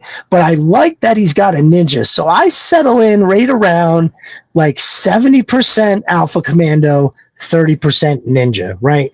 He's a commando that uses ninja training to be a better commando. That's kind of how I settle in on it. How do you feel? Which do you prefer? Yeah, I would definitely say Commando. Right. For me, I always feel like I don't shoot Snake Eyes enough. And he's so iconic that I feel like I skip him, quite frankly. Okay. Okay. So that sounds similar to how, like, when I make my list, like Destro and Snake Eyes are above the list. My favorites list, they're not on that. They're above that. They're better than the list. They don't get listed. Like you said, they're iconic, and that's that. Firefly and Cobra Commander, I think, are kind of that way too, but the Snake Eyes is just forget it. He's above the list. Like right. I have Beachhead is my number 1. Shockwave and Alley Viper are tied for number 2. Scrap Iron and Lowlight are tied for 3. And then I'd have to really look into thinking about it. I know Hit and Run is up there. Ambush, Salvo, they're all 3 of those could be tied for 4. There's like 30 figures in my top 10.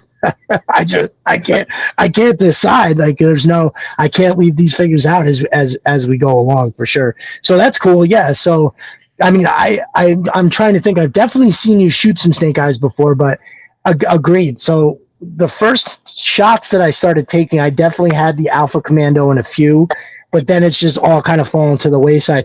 I had this guy kicking around out here last night that I was messing around a little bit.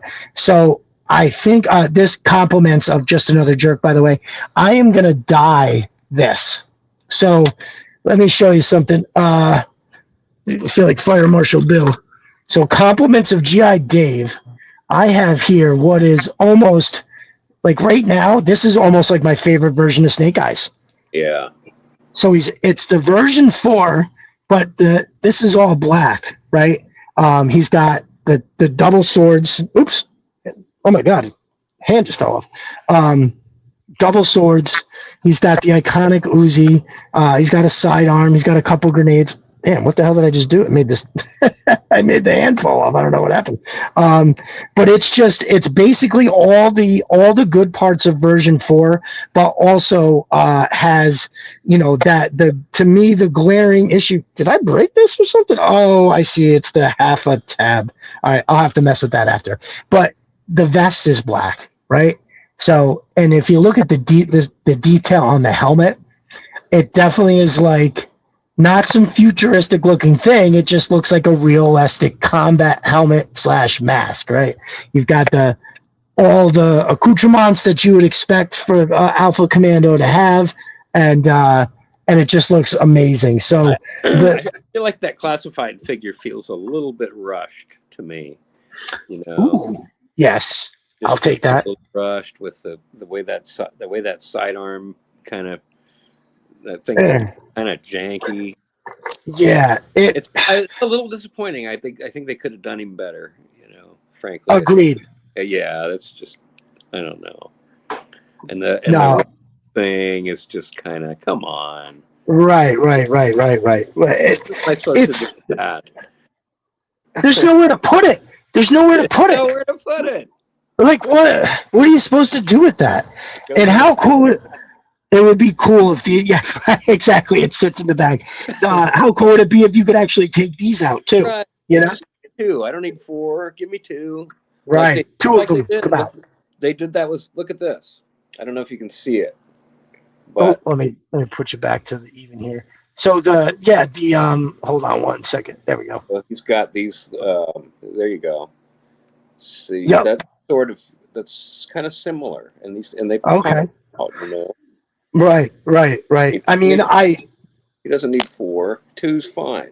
Agreed. And I love the idea of being able to slide the MP5 into something, right? So he can then dual wield the swords. I totally think that's great. But if you don't put some kind of tack in there, it's never gonna stay. And again, the grappling hook, just if they had a place for it that they could put it, if it's somehow attached. So here's the thing with the swords, give us something where it sits on the front, right? Like anything of the sort, or even better, like if they had, because if you look at his belt, very utilitarian, right? If they gave us something on the belt, like how Hit and Run has the thing that his grappling hook like loops through, and so you can actually use it in a way that somebody coming down would actually do it. And so I agree with you, brother, that it does feel like, if they had taken a little bit more time, and it's one of those things like, hey, I'll pay the couple extra dollars, right? And like, oh, this figure is going to be $35 because it's got this, it's got this. And in Yeah. order for us to make it work the right way, we had to do this. And I would be fine for that. But instead, when we're all yelling for something like that, they give us the action for, or not the action force. They give us the legacy special forces guy, which I don't know if you've gotten that one yet. But it's overwhelmingly underwhelming, I felt like. And the reason I say that is because when I got that, I also got 2 Monster Force Delta Red figures. Okay. And so it was like, I think I wound up paying a couple dollars less for the Monster Force figures, and they had way better accessories. The paint apps were way better. The figure itself, just top to bottom, I was like, I can't justify buying. Listen, that Special Forces thing rubbed me such the wrong way that I returned one of them. So I just was like, I can't. It's 50 after it was $48 with shipping and the whole thing, and I was like, I don't think I want to pay this. I returned it and I bought a Monster Force figure. I was like, I just would rather have it. Now it's not a terrible figure. The RPG is very cool. Yeah. I do like how they have the thing, he's got the scissors, and it very much looks a little more like the Monster Force figure, but it was just like, I don't know. I didn't like the painted face as much as I thought I was gonna. I was just kind of like, yeah. It's funny because I also got 2, and I've only opened 1 yet. I haven't opened up the second one. Yeah, 100%. Normally I would have it open by now. I just don't know what to do with those legacy figures. I've used them so little. I feel like those loadouts are great, and they've kind of been good for like spreading some things around to other characters who were kind of lacking in terms of some loadout stuff. Like I like those dog tags. I put them dog tags on Roadblock. Yeah. I put them on Outback, and they look really good. Let's see. Here we go. Look at this. Look at this. I don't know if you can even see it. Okay. Here we go. Oh, nice. Okay. See the dog tags. They just look really good on him. There we go. But also I've used them on Roadblock, but that looks good. Some nice accessories that just sort of, they just fit really good on him. Some accessories that kind of fill out. Not that his loadout is lacking, but some other characters that maybe need a little filling out on some wimpy loadout, But otherwise, it's not like we need a bunch of extra characters, and it's kind of, I feel the same about Steel Core. I don't use them. I don't really know what to do with them. They don't really fit in as far as my photography. It's like I've got enough characters that I can't fit in already that I would like to be able to get more of my Joe characters in there. So agreed. Now you're going to give me some more characters that don't even have names, and I got to try to get these guys in there too. It's like I don't know what to do with them. Maybe at some point I'll use those firefighters for something, and I'll probably, and I've used the police a few times, and those are really good. But some of the other ones, it's just like, I don't know. 100%. Well, that's what the issue I had. Now, I love your shirt, by the way, fantastic. But that's the problem I had with that set. I was like, where am I going to put that big ass thing? It doesn't fit with the military. I was kind of like, oh God, I want it, but it was one of those ones where that came out right around the time that I realized, I have to consider space for stuff, because like right now I'm in a decent sized room here, and I am overloaded. Granted, if I organized a little bit and put some stuff away, I'd have a little bit more surface, right? But I am just like, if you saw this table right here around me, it's so piled up with shit. I got unopened stuff over here. It's like, forget it. And I had to make I remember saying that. I was like, it's okay to say no. If you don't really want it, then don't spend the money. Like, wait until you really want something. And not that I didn't. I think they're amazing looking figures. And I love the idea of how Hasbro went in by having, Doc Sewage, the guy we were talking about earlier, is played Torch, the bassist. So he was in it. The other guys in the band are also accomplished musicians. I love that they played shows. They played down in New York City. I think it was in November of last year or somewhere in the fall. And I was this close to going. Like, I couldn't wait. I wanted to meet all those guys. I was like, this is going to be awesome.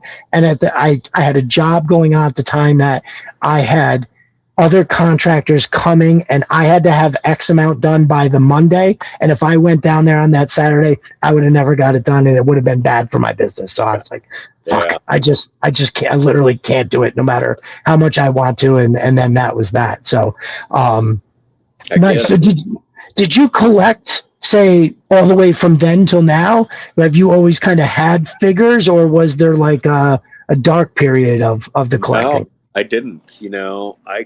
I probably stopped collecting about the time, probably about the time I got into high school, I guess, Right.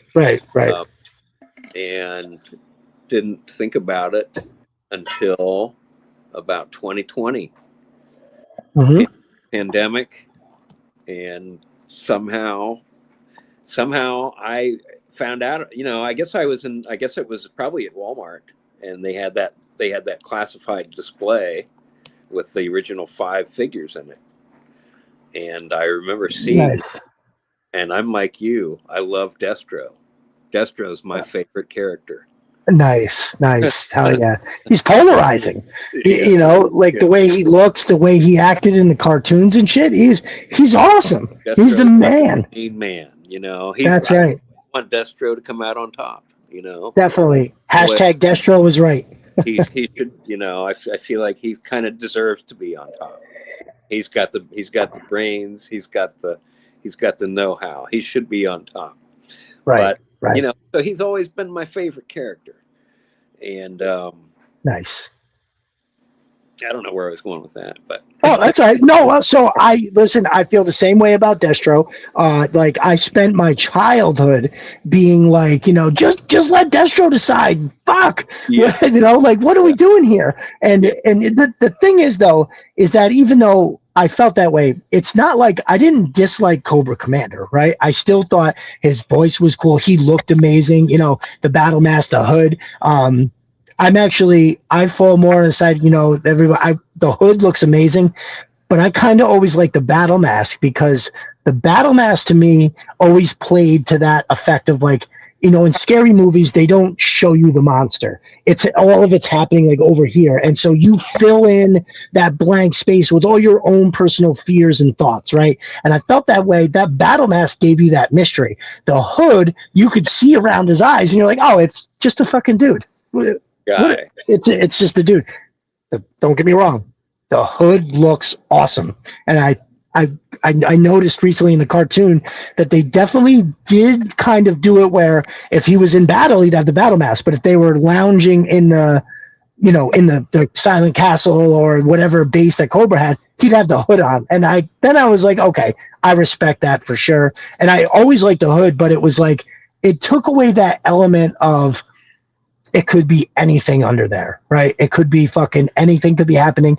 And then they did it with the, they did the whole thing in the movie where it's like when Cobra La, the Globulus and his flying nutsack judging Cobra Commander, it's like one of those things. It's like, no.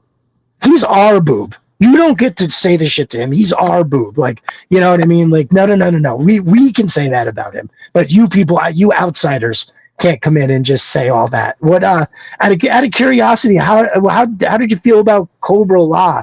Is that something that kind of like, because I know a lot of people usually are one way or the other. They're like, oh no, it's great, I love it. And then a lot of other people are like, I can't believe they did that. I can't stand it. Did you enjoy it?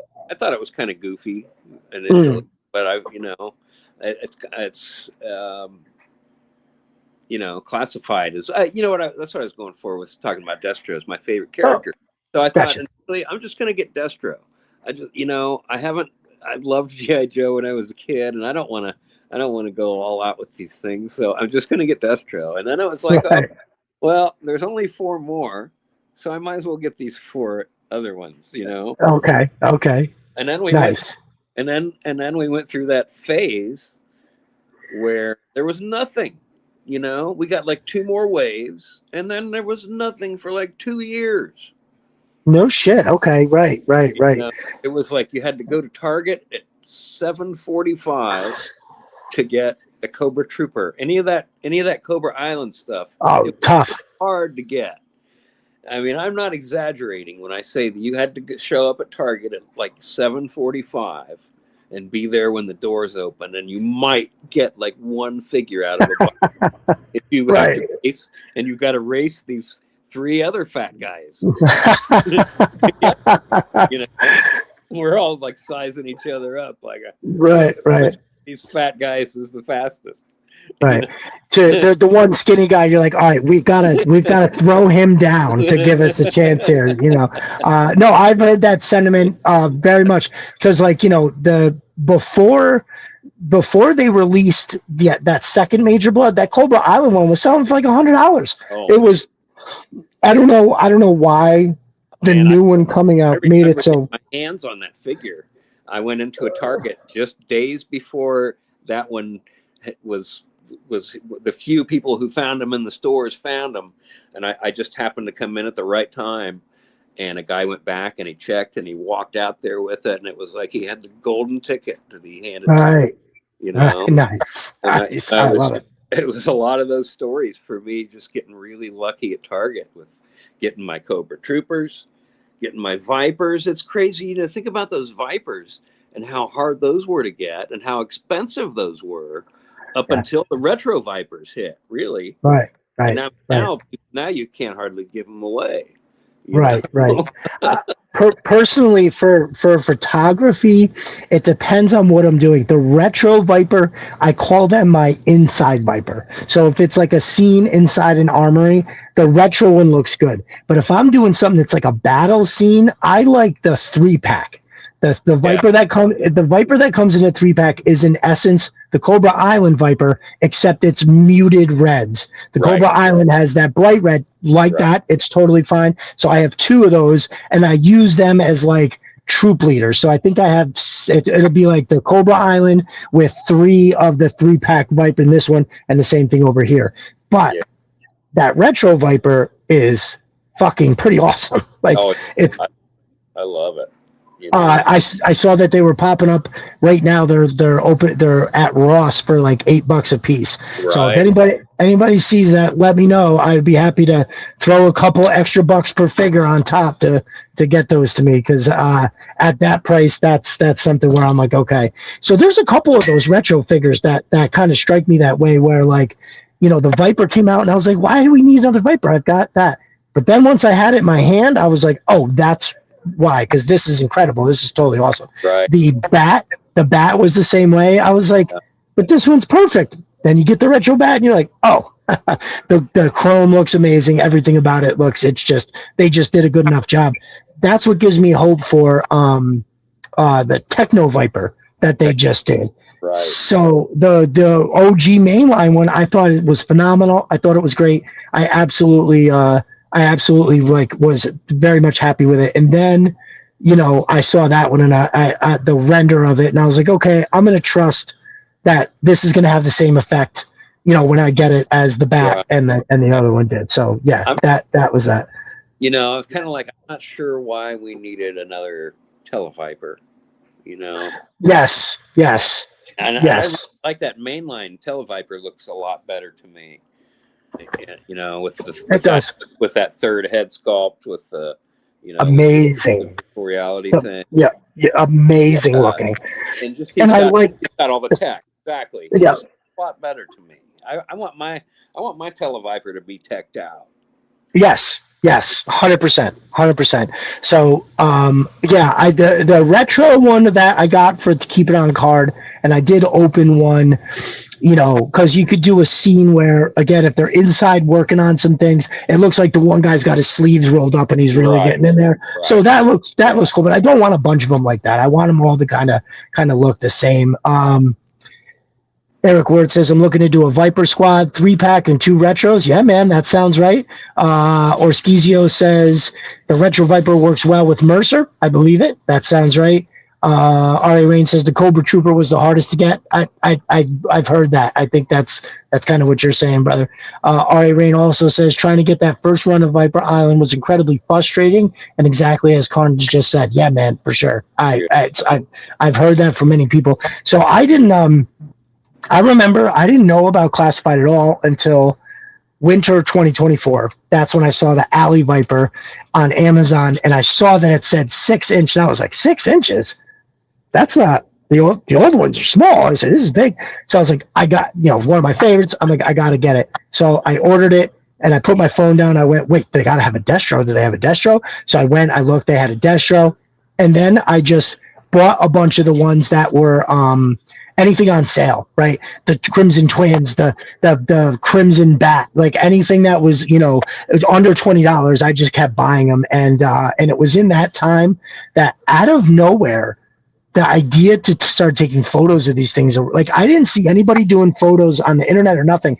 I just was like, oh, dude, you know what? I can have the Alley Viper and Shockwave, and like I can build like a little alley, and I'll have this shot of like looking over Shockwave's shoulder at an Alley Viper, and then I was like, well, shit, I can't just have one Alley Viper. Maybe I'll buy another one, and so and I got the second one, and I was like, that's literally how it all started. All right, so yeah, that I've heard this a lot from people when they talk about pandemic got people into looking at stuff, and the same thing. You're in the house, you got these figures, people are on the internet more, they're discovering things. Truth be told, just a side note, I was at a get together, and I think it was 2022 when they came out with the Hiss. Somebody was like, oh, check this out, and they held their phone out, and it was the ad for the HasLab. Now, I didn't know that they were doing 112 scale. I just saw a tank that I assumed was the 118 scale for $300, and you don't get it for a year. I was like, get that fuck out! I don't want that. I don't know what that is. Get it out of here. For $300 for this little guy. Now it's like my favorite thing that I fully understand it, right? Like I had such an experience buying it that I wrote a whole article for Serpentor's Lair on finding it and then driving. A guy locally had it. I had to drive like 45 minutes. I met him in a McDonald's parking lot, and I was like, yeah, it's just so incredible. So now were you a photographer before the collecting and the G.I. Joes, or is this all just kind of similar? What sparked that for you? Well, I don't know, honestly. I just kind of like you. It just kind of seemed like, well, it seems like a good idea to take pictures of these things. I love it. So I started taking pictures of them, and they sucked. I mean, they sucked. And it's funny, because I saved some of them, and they'll show up on my Facebook feeds from nice 6 years ago, and it's like, oh man, it was horrible, But it was just kind of it gave me something to kind of wrap my head around, and when I got into building dioramas around the same time, and and those sucked too, and eventually got a little bit better. I didn't really stick with that, and I still kind of dabble in it, but frankly, I'd rather buy one. Those toys. I don't know how you say it. Toys from the big bad toy store sell the dioramas. Those are really nice, and they look a lot better than anything I've ever made, frankly. Right. Okay. Kind of got into buying those and collecting those, and I just kind of stuck with the photography thing, and then I spent a couple $100 on a camera and bought a decent camera, and and started buying lights and just getting a little bit more serious about it. And I started watching some videos, and I gotta say, Sir Dork was really the one that I just kind of he has a very practical approach to things, and kind of and he does things on kind of a shoestring sometimes. Okay. And I'm just he's incredible, So I just kind of I started watching him, and it kind of helped me to progress into Nice. The thing I notice now is like with more amateurish photographers is like people don't want to utilize all this articulation that we have. It's like we have what 33 points of articulation. Right. People have just kind of become lazy about. Oh, I just, this figure should stand up when I set it down right out of the box. Right. Like, Right. it should kind of pose itself, shouldn't it? It's got 33 points of Come on, do something. Right. I love it. But you got to do it though. You got to move the thing. You got to set it up. Yeah. It took Sir Dork going, stand up and like pose yourself when you're posing this figure. Pose yourself and think about what you'd look like if you were doing whatever this action is and what your look like, and put some thought into that. So and that's kind of what I started thinking about, and then kind of let's try to find some poses other than standing around talking, because it seems like there's a lot of that going on in photography. Yes. Boring. Guilty. Guilty. Sometimes that creates all the tension, Right. All it takes, but these figures can do a lot of different things. And they can lay down, they can fall, they can jump, they can run, they can climb. So why not try to find some different angles and some different things that nobody's done. And the other photographer that really knocked me out is D Amazing. I think his stuff just really caught my eye, and I just really tried to emulate what I saw him doing. And another really great G.I. Joe classified photographer went under the name Mr. Popinski. And he's another one he's unfortunately he gave it up probably about 6 months ago. Just the price kind of chased him away. The cost that continues to rise chased him away, and he finally just said, I'm going to quit, and he quit, and he sold his collection, wow, holy shit. Yeah, I mean, I really quit. I mean, I applaud him for making the choices that listen, I do too. One of the most important things in life is you have to know yourself. If you don't know yourself, you are just fumbling around in the dark like a blind, deaf, dumb person. You have to know yourself. You have to know, that's why, listen, I have a super addictive personality. I knew what I was getting into when I started buying these figures. I could feel it. It's like drugs. It makes me feel like I'm on drugs. The high I get from the ordering, the opening, all of it. Looking over, seeing a stack of boxes, it's just, 100%. 100%. So I was definitely very well aware. The week I bought my Hiss tank, I finished a job and I got it done almost 3 weeks ahead of schedule. And there was a hefty bonus that came with that.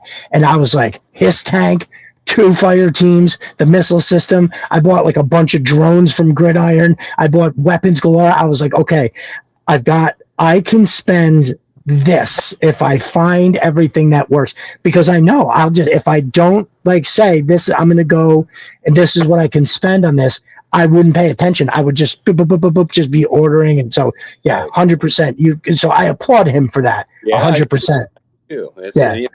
It's frustrating dealing with the pre-orders. It's stressful. And it kind of takes the fun out of it. And I've had this thought, this might be a lot more fun once the line is done, and then we can really dig into the storytelling and the photography without the stress of the next pre-order, because it does kind of take the fun out of it. So what you just described is exactly why Brother Rip had bestowed his entire collection on us, because it was worrying about what this figure going to look like when it comes out. Am I going to like it? This is one of my favorites. And the stress of the pre-orders was what, and so I think it was also and Brother Rip, I'm not trying to speak for you. I'm just, the things that you had mentioned to me, the scaling, he really preferred the 3 3/4 is where it's at. And it was less stressful and everything like that. So, so again, Brother Rip, I applaud you for doing the same thing where you went, you know what? I'm drawing the line right here. For the betterment of myself, I need to do something, this or that. I have people, that take breaks from social media, right? Where they're just like, you know what? Like, especially if, you know, you're a person that becomes very emotional over, say, politics.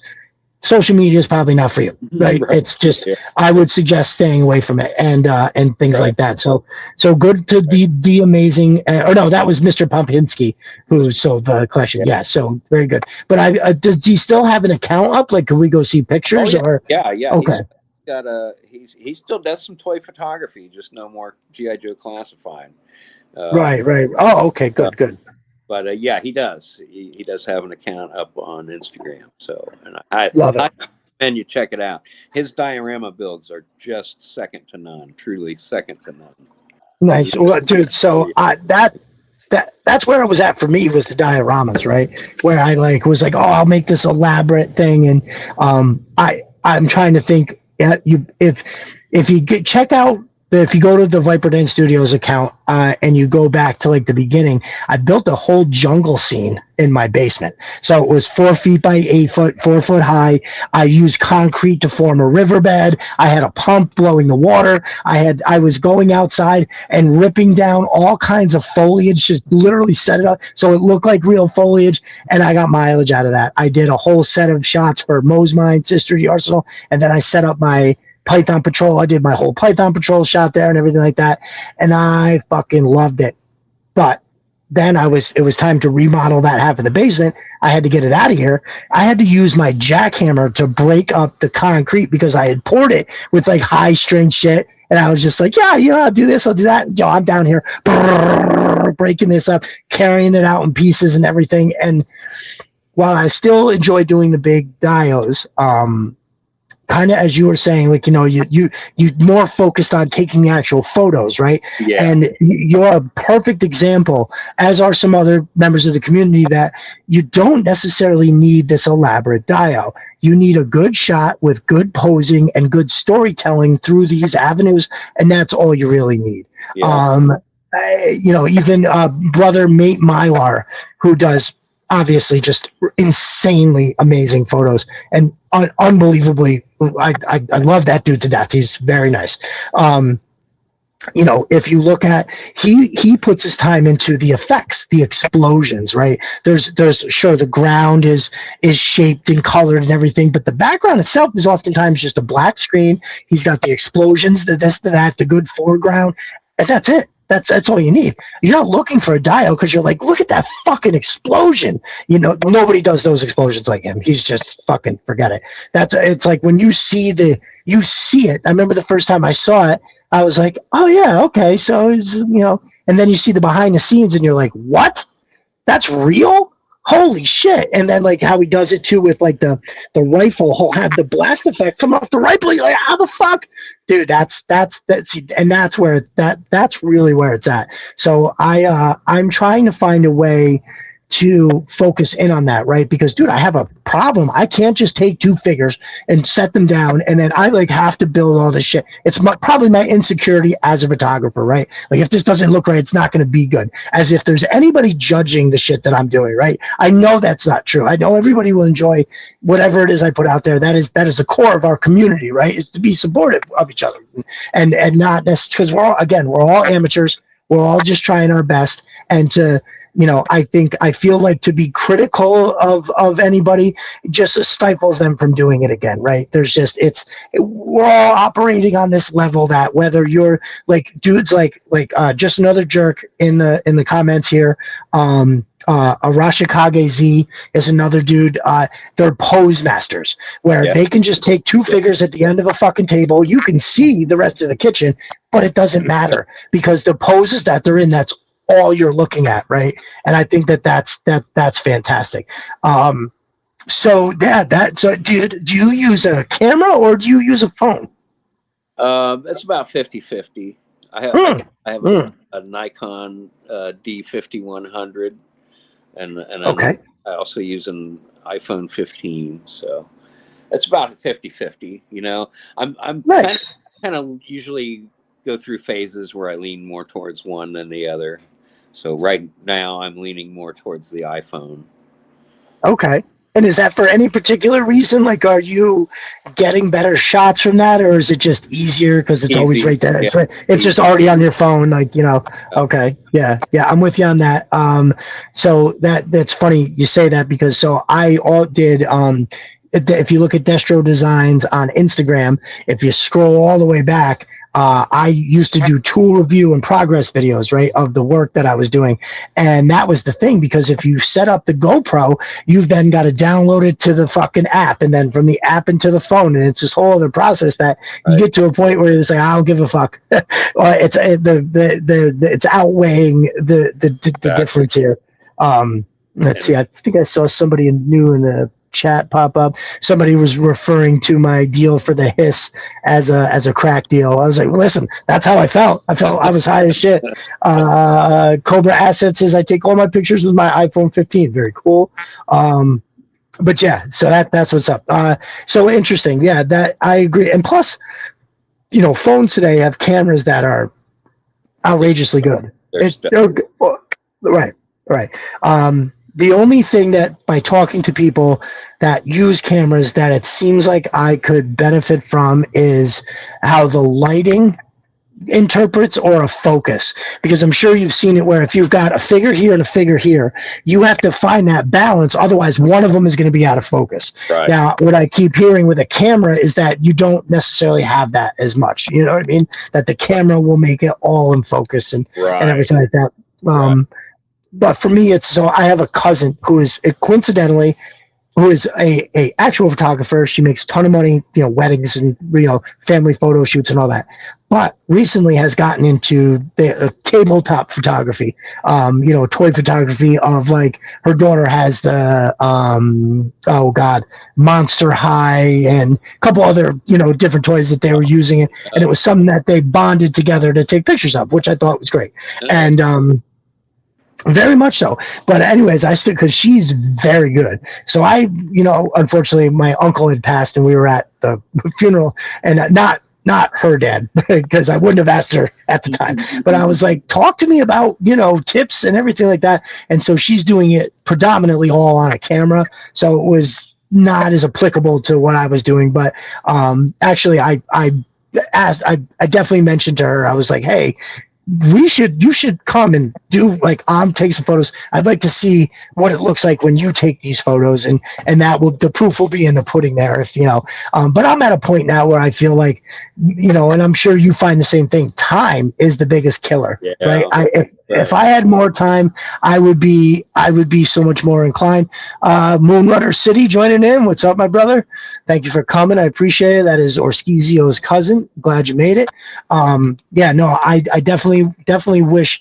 That's why I wanted to try to find a way to, you know, make some money off of it, because then I can justify spending time, right? Like, even if I started making money off the podcast or something, I could say, okay, I'm going to take 2 days and do all this, right? And now, that being said, a lot of the time problem is self-imposed by the fact, like I said, I have to do this big dial, otherwise I can't really, you know, do this shoot. Now, I've gotten better with that, and plus with wonderful stuff. Oh, Chris from CS3 Arsenal is here. What's up, my brother? Sorry, I was just scrolling back, so he is here. Thank you for coming. And so, like, I can take stuff like he's got the armory set up with the lockers and everything, and that is a go-to for me, because I can just boom and put people in front of it, and it's perfect. And I did make a few walls that just kind of go together real quick, and I made those from, it was this 8x11 sheets, pre-printed sheets of, like, brick. And I had, like, a red brick and a gray brick, and I tried to put them all together, and it's, like, fine. But right now I have, like, 5 4x8 sheets of that pink foam that's about 1 inch thick. Yep. That shit is perfect. The paint holds to it. I didn't think the paint was going to hold to it.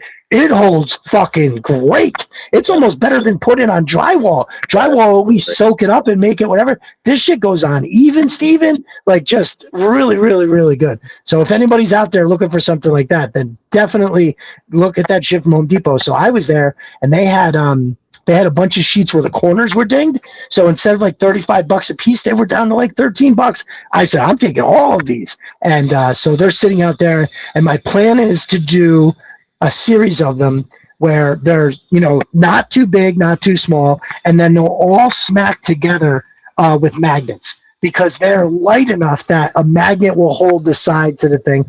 And that's where I'm going to go. I'll still do every once in a while, throw down on a big dial bill, but I want to start taking more photos and I want to put more finish work out there. Like I did so in the past like 8 weeks, I put out one for Sis 3D Arsenal where I used this. It was Destro telling Major Blood, the Cobra Island Major Blood, that he needs him to run the 788. So it's going to be a series where, like, he's taking out all of his clothes and then changing into the 788. He's going to lead the 788. This wonderful, where is it here? Chris, oh geez, what did I do with it all? Chris made me this amazing thing, knowing I'm 788 obsessed. Made me this wonderful 788 case. Ooh. Which is perfect. Look at that, right? And so what I'm going to do is, because all of his inserts are module, it's in the photo shoot, it's empty. And Destro was like, I need you to go overrun a Joe base, fill it with this. This is what it looks like, right? You need to take this, put it in this case, and then fucking kill everybody so they don't know that it was us that took the shit. And so that was how that whole story is going to start, is that. And I have like this whole scene already planned in my head. I got to find the time to get it right. So boom. Thank you, Chris. I love this thing to death, dude. It's amazing. And yeah, for sure. And so that, that's the kind of shit that I'm looking, to try and get into. And then I went to the creek. I tried to combine it with my kids. So I took the kids to the creek and I did all the shots with this guy and the Shadow Tracker, who is just an amazing figure. Just amazing. Yeah. So as much as I love that, I actually took more shots that I didn't actually incorporate in there, so I can use it as another one. I had some Beachhead and Tunnel Rat were actually in the water too. So I can't wait to put those out there. I'll probably do that this week. But yeah, no, thank you again, Chris. You fucking rock the house. So yeah, that's a lot where I get away with a lot of stuff is trying to do that, but I am forcing myself. Like, there's no reason I can't come down here and just put up a wall, two figures standing there, you get a good pose, even if they're fighting, right? Just I'm really trying to get better at doing that so I could just get more out there, and I think that'd be great. So let me ask you, because you have this unbelievably great way of telling the story, and also you have the photo, which just goes, and it's just like, listen, I've talked to almost everybody that's here in the chat. I've talked to all of them separately, and we are all equally blown away by how great everything that you do is. And it's just, because sometimes it's more than one a day. And I'm just like, oh my God, I'm struggling to make one of these fucking things. What am I doing wrong that I can't get more of this out there? Like, and it's just really incredible. So let me ask, where to say, here's a post that you make, you've got the story, you've got the photo. What starts that? Where's the inspiration for all of it? Do you maybe write the story part first and the photo comes after, or do you do the photo and then the story comes after? Well, I wish I could say that I plan all this ahead of time, but a lot of times, sure. And I've tried to do that. I've really tried to make plans and plan my shoots, and it just, for most of the time, just kind of being more spontaneous works out a little bit better for me. Same. So usually I'll just come down and start looking at figures, and something catches my eye, and then kind of gives me an idea, and then I'll kind of run with it from there. And kind of like Nice. you were saying, there's all this that I need to tell you to set this shot up. Right. I have to give you all this background, so it's kind of like, how do I, how can I fit all of that into the shot, so that I don't have to explain it, Right. So, and that's kind of, I guess that's kind of where the magic happens, and, where all these accessories really kind of come into play, and and for me, I find that, I'll take maybe 2-3 hours to set of a particular shot, and it's like, okay, now it's perfect, and then I'll take it and look at it and go, no, it's not perfect. That's funny. His head's not going in the right direction. You need to fix that, and you need to fix this and fix that. And, Right. And sometimes, and sometimes I might have that set up in my basement for 2 or 3 days. Yes. I'll be making little micro adjustments on the, on the position of the neck or whatever, and eventually you just have to sign off on it, and, tear it down and do something else. It comes right. time. And sometimes, you'll make the change of something small, right? And then you'll all of a sudden it could change the way you're looking at it and be like, oh, okay, this is what I had in mind, but I just moved this, and now I'm looking at it from one end to the other differently. Now I need to, it's that ball. Once that ball starts rolling, it just keeps going downhill, faster, bigger. That's right. Yeah, for sure, 100%. So it's for me, it's the dovetailing of the photo and the caption. Yes. So it's almost like what's not explained in the caption, you somehow find a way to say it in the picture, right? And vice versa. What maybe isn't able to be shown in the picture is like the dialogue, and then you also find a way to get the dialogue to explain what's missing in the picture, but while still sounding like a legit conversation. Coming from a writer, it's phenomenal the way that you do it. And I know I'm showering with a lot of praise, but dude, trust me, we all feel this way. You're incredible.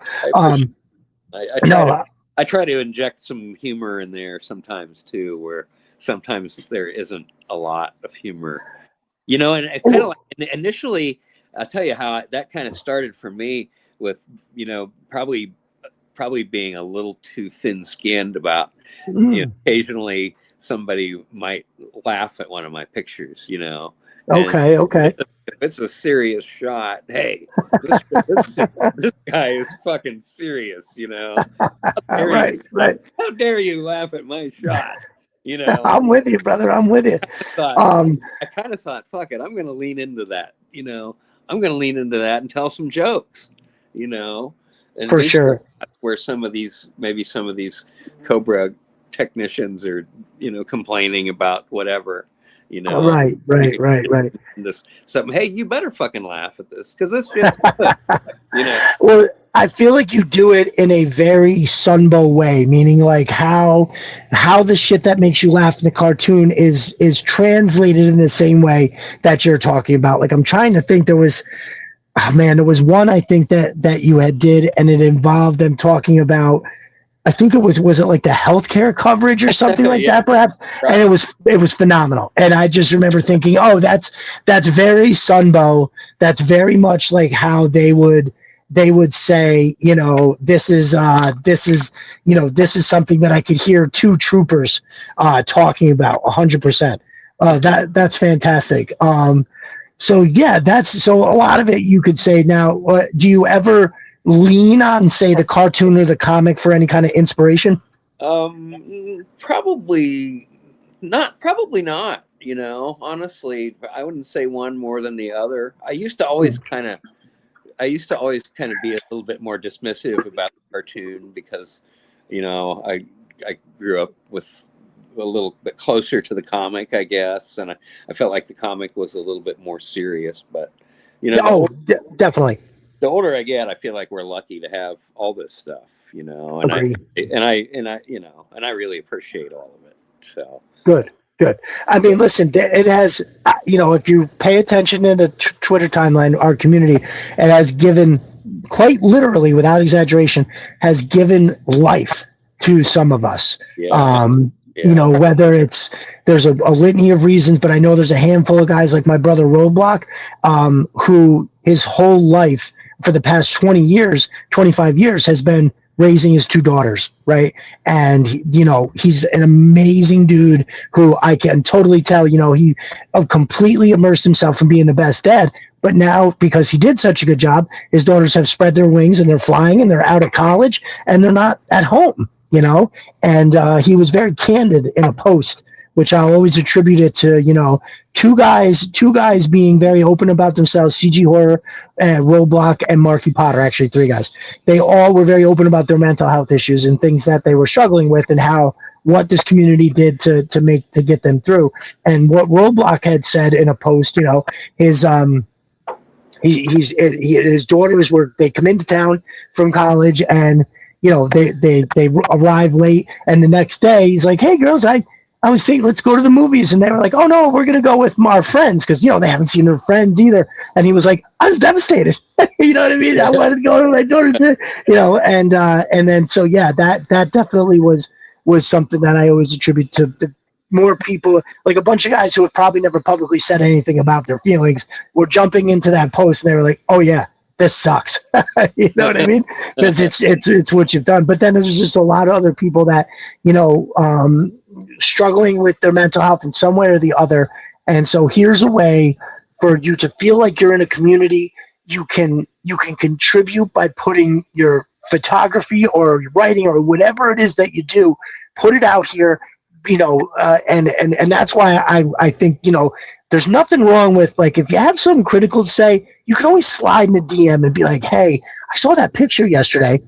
Something that, you know, maybe help you is, you know, you could try this. And then that way you're not, it comes off as shaming a lot of times if you do it publicly, right? It's hard to be critical and not seem like you're trying to put somebody on blast. So I always suggest, if you have an idea, slide in the DM. If you're truly just trying to help the person, there's no reason to say it in front of everybody. Because, you know, you just never know how sensitive somebody could be about it, right? That's right. And I mean, that's just the bottom line. And so I always try to be as overwhelmingly positive as possible. With that being said, you know, maybe it takes a little bit of the shine away from the praise. If I'm, you know, if you're doing it for everybody, how do I know this is actually good? And because, you know, I have reached out per a DM and been like, oh, you know, this is what I did to give myself a little background, or, you know, because there was a lot of people that, you know, I publicly was like, I'm new at this. Please tell me what to do. You know, just if you have tips, you know, just say it and everything like that. But like we said, not everybody wants that. Some people just want to feel accepted and they want to feel like what they're doing, their efforts are recognized, right? And so that's it. That's the goal. And I, you know, when I first started posting, you know, I was, you know, talking to a few guys and it seemed kind of scattered. So I tried to bring us all in with the under the brother umbrella, right? We're all here sheltering ourselves from the storm, you know. And sister, real Coco Gal is around, just a collector, you know, young lady, very much into it. She, you know, contributes to the community now and again. So, you know, I feel like that's like that. The whole idea of that community is super important. And, you know, when you have somebody that is, and I kind of touched on this earlier, where, you know, somebody like you that is, you know, will contribute not just your stuff, but is positive to other people, thanks people for saying things like that. And when you see something that's good, what it does is it gives you something to shoot for, right? Like, oh, look at this. Okay, so I can try to step up my game by doing this. Oh, right. Look at how he writes this story. I can do a little something and write it there. So it's that inspiration, and plus combined with the comfort of knowing that nobody's going to shit on your photo, it gets people to put stuff out there. And listen, if I could tell you all the different times that people in the DM have told me things like, you know, this community may have saved my life. Like, and that's not an exaggeration. That's somebody openly saying, I was in this position and, you know, and now I'm here. There's a few compliments that have stuck with me as inspiration to continue further, keeping the community what it is. And one of them was, somebody had said, they were like, I realized the other day that when I put my phone down, I go back to the rest of my life happier than I was before I picked up my phone. Now, number one, that's a huge compliment because the phone is largely a toxic thing. Like, Period. Right. Period. The phone itself is not good for you, but also social media is largely a soul-sucking wasteland. So to hear somebody say that they're getting the opposite effect is fantastic. And then what I realized was, oh, so not only are we changing the lives of the people we're interacting with, in a way, we're affecting the people around them. So if they're turning around and being happier and positive to the people around them, they can then turn around and be happier and positive. So it's exponential growth of positivity coming from our little corner of the universe. And that, my brothers and sisters, is how you change the motherfucking world. One person at a time, right? And just another jerk actually posted the Charles Bukowski quote the one day, and it's literally like, it's the Bukowski quote is the thing I had in my head when I started reaching out to people in DMs to just check in, say, how you doing? You know, I know we're strangers, but if you ever need something, I'm here, you know, that sort of thing. Because what Bukowski said was, you change the world one person at a time. Anything other than that is grandiose thinking or politics, right? And it's true. It's true. You invest in one person at a time, and when that person is up on their feet walking and being positive to other people now too, and believe me, it's there's a handful of people that I've been gotten incredibly close with. There's even more people that I keep in touch with, just to every once in a while give somebody that avenue, because sometimes people don't have somebody that they could talk to on this level, right? There's guys that are like, oh, I would never talk to my wife about this for whatever reason, right? That's none of my business. Just what can I do to help you? I'm not a doctor. There was one guy that I did have to say, brother, you need a professional. Like, I'm like, I feel like I'm doing you a disservice because I am obviously limited in what I can help you with. I'm a good ear. A non-judgmental ear, and I also have been through some shit in my life. So per my experience, I can definitely let you know what worked for me and so on. But there was one guy I was like, I beg you to please, call a professional. And I think he did. He gravitated away from the community a little bit because I think ultimately he was focusing on there was some shit that needed to be resolved that was deep. And again, like I said, I know my limits, right? And as a contractor, you have to very much know where your limits are. But now I'm not talking about a house. This is somebody's mental well-being, their life. And that's what I had to say. Okay, I'm not here. Here's where I can go. I'm right here. I took one extra, because, one doesn't know how far you can go until you've gone too far. And so then, you take that extra step and I go, yep, I'm sorry, that's it. But everybody else, like Brother Rip says, the official, unofficial slogan of the community is the Sergeant Slaughter line from the movie. We all go home or nobody goes home. It's all of us together. And we're, even though we start off as a bunch of strangers and we're still welcoming new people into the group, this is what we're here for. We keep a very peaceful, loving community, and it's right. And I'm so happy that you're here and are a part of it as well, my brother, for sure. For all of those reasons of the inspiration, as well as you're just in general a very nice guy. And like I said, believe me, I spoke to everybody. We all feel the same way, 100%. So do you have any figures that are maybe favored for photography? Is there anything that you're like, oh yeah, this is the one? Well, I kind of look and see who I've photographed the most, and it seems like on the Joe side, it's Chuckles. Okay. And on the Cobra side, it's probably been Dr. Mindbender or Zartan. They're probably maybe neck and neck. So those have been my most photographed. I feel like I like to photograph the Baroness, for obvious reasons. Sure. That's probably, those are probably my favorites. I think Stalker has been probably one of my favorites on the Joe side since he came out. I think that's one of the best in the classified line, and I think he's just kind of stood the test of time too. He's still a really exceptional looking figure, even compared to the newer ones, in my opinion. So that's good call. seem to include Stalker in a lot of my shots, and like I Nice. said, Chuckles. You know, I've always been into like James Bond and secret agent type stuff a little bit more so than like, I don't know.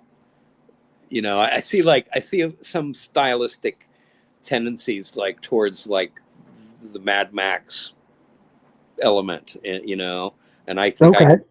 I tend to shy away from that, and I prefer more of a sheen, you know, more of a polish like you'd get with Mm, in a James Bond type story. So okay. I think that's why Chuckles appeals to me as a character, you know. I like it. I like it. That's pretty awesome. And Chuckles gets beat up a lot in my story. Right. Chuckles has taken a whole lot of abuse That's fun. in my shots too. So you know, he's a good hero in my opinion. You know, he's got some questionable things about him, and you know, he doesn't always do the right thing.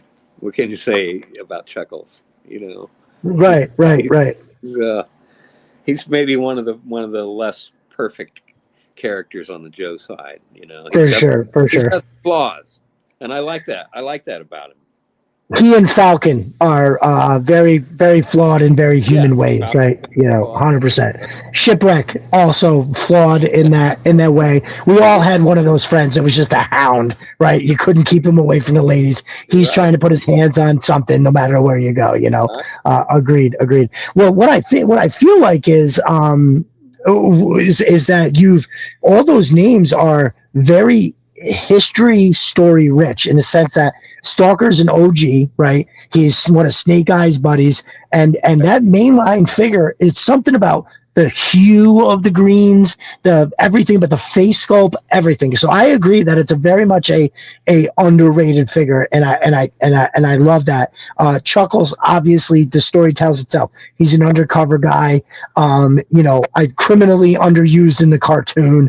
You know what I mean? And I feel like there's a lot there, and he looks cool, right? The figure itself is very cool, but really Mindbender and Zartan, I don't know, like, even if you look at Destro and Cobra Commander, they don't have that incredibly strange, awesome story as, say, Mindbender and Zartan. Now, first of all, Mindbender is a guy. He's got the David Bowie from Labyrinth codpiece that's held up by suspenders over a shirtless torso, completely shredded, and add a cape, right? And never mind, he's a mad scientist. You know what I mean? It's absolutely crazy town with that guy. The monocle. It's like, dude, I can't believe it. And then, you know, the arc of him through Arise, Serpentor Arise, and all that other stuff. Another reason why I dislike Cobra La, because it completely discounts it. Like, Galabius is like, oh yeah, no, I made Serpentor. I put a thing in your ear and it made you think of that. And I was like,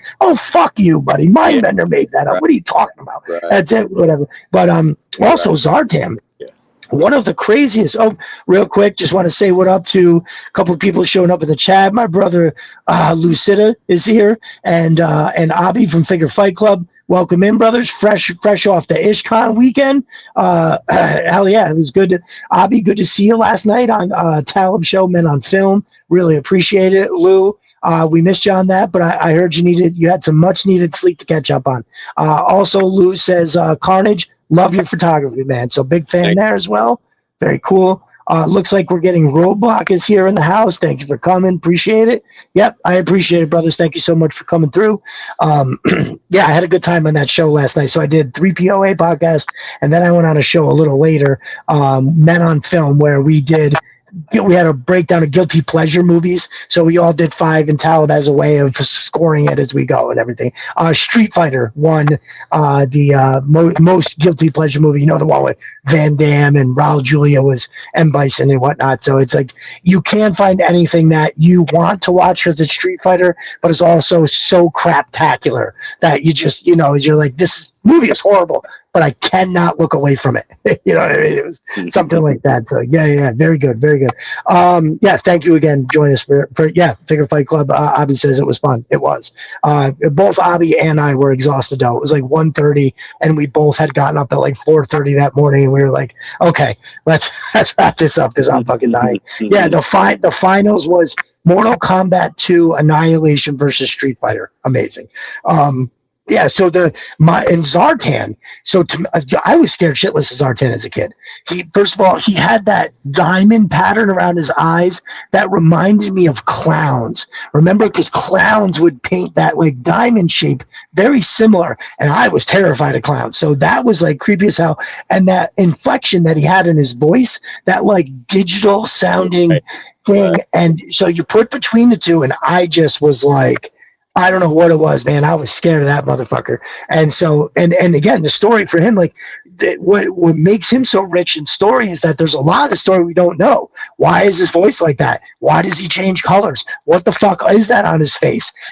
Oh, that's not hair? Oh, come on. It's a cowl? Oh, my God. This is crazy. So there's so much there. And yeah, you do an excellent job with shooting all of them. I think it's fantastic. My brother G.I. Dave in the house. What's up, Dave? Thank you for coming. I appreciate you, brother. Catch me and G.I. Dave on Destro is My Spirit Animal tomorrow, 9 o'clock on Destro is My Spirit Animal channel. Very good. Yeah, we've had a lot of good shows over there recently. Again, brother Mark, very generous, made me a co-host. I've been there, I think 27 out of 30 or 24 out of 30 shows, something like that. We've done a lot. And we got Dave coming in tomorrow to hang out for a bit. And yeah, excited for that. Thanks for joining us, Dave. So yeah, those are good. Those are good figure characters to, have in a lot of shots, because they tell a story just by the way they look, but then you can add just enough around them, right? And it'll make it absolutely great. So I think those are great choices. I play music too. I play guitar. Yes. Yep. So Zartan being in a band, Slither, to me that rang my bell. That you mentioned Cold Slither for you. It's kind of like, what do I do with these guys? But for me, it was like, oh, shit. You know exactly what to do. Right. Yeah. I'm gonna come up with some ideas for these guys, and I'll continue to come up with I had Torch sleeping in the back of the van. That's awesome. That was a good one, man. The posing on that was crazy good. Thank you. The angle, the distance, and how. Yeah, dude, that was absolutely fantastic. I fucking love it. And it's a challenge because there's not a whole lot of space in there anyway. So that was really my idea. Was I want to do a shot inside the ramen van. And yeah, okay, that's what I was going to ask. What that was, ramen van. Okay, but that was tough because that van's kind of. I feel like it's sized very well, and if you have one of those vans, they're not very roomy, and it's not very roomy. So I feel like it's people complained about it that it's not big enough, but honestly, I feel like it's pretty accurate. They're uncomfortable. Right. It feels uncomfortable. It should be uncomfortable. Should be. That's how it is. Very good. Yeah. No. Ramen Toys makes a lot of great vehicles. Ace is a cool dude. He just he was on 3POA podcast a couple weeks ago, and he's going to be making so he says, Sky Strikers that are made in 1/12 scale are not close enough, right? Like he said, he's making one that's 47 3/4 inches long, which is basically a whole foot longer than the HasLab Rattler. So when I'm looking at that and I see a whole other foot, now that's the thing though, and we did talk about this on like 3POA last night too when I brought it up, is that that people don't realize that plane is fucking huge. When they see like the cartoon and they see where the figure sits in reference to the rest of it, that's not accurate. Those planes are gigantic, like absolutely enormous, and much bigger than say the A-10, right? And I think that's where all that comes. So I think that's fantastic that Ace is doing that. But awesome. So the ramen van is where you were at with that. That's fucking great. And I've got the Ramen Racer too, so I'm a big fan. I didn't know that he was going to do a 1/12 Sky Striker. Man, that may be the that may be the breaking point for me in terms of I don't know where I would put it. It's already kind of like the Rattler for me. It gets moved around because it's so big. It's huge. It doesn't have a place where it lives in my man Right. cave. It moves around because it's so fucking big. It's massive. And even with the wings up, you're still like it's huge. Now, granted, I love that thing. I didn't think I was going to enjoy it. Same thing with the Dragonfly and the Rattler. I definitely was like, oh, they look cool, and I'm sure I would appreciate them, but I don't know if I'll like it the way that I like the Hiss, because I didn't like I love the Hiss, and I was like the Dragonfly and the Rattler were fine. My brother Dan Salcedo put me in the driver's seat of both of these. He had this figureless, and then he found the Dragonfly figureless for $250, which I was like, okay. He was nice enough to buy it. He sent it to me. Dan is great. I love Dan to death. And he also got me the Baroness and the Wild Weasel for $135. Man. Holy shit! Each, not each, like together. Still can't believe it. So he's really helped me out on this. But my point is that once I got both of these in hand, I was like, oh, this is incredible. I understand now. This is fantastic. Just like even just the the rivets and bolts on the Rattler, where they have everything placed. When you're holding it, you're looking at it, you're like, oh. And believe me, I still definitely I put the wings down and I fly it around down here with the noises and everything. It's fucking cool, man. Serpentor's Lair asked, did you order the Snowcat? I did order the Snowcat. Yep, I've got that coming. I'm definitely excited about it. Now, there is something that I kind of dislike about the exclusivity. Not really everybody can get it. Giving up $300+ and not getting something for like a year.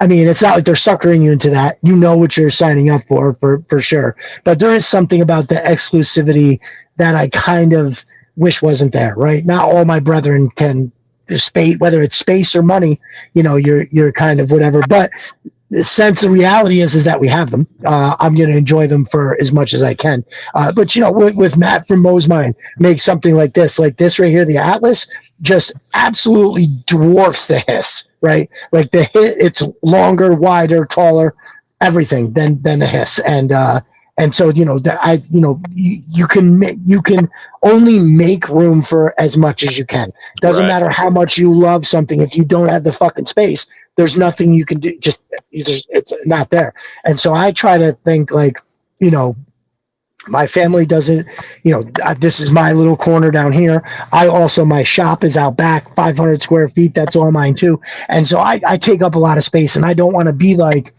oh, I need to, lurch over into the finished part because I have nowhere to put these freaking, a 5 foot fucking, well, like GI Customs made a Night Raven for a member of our community, just do Lewis.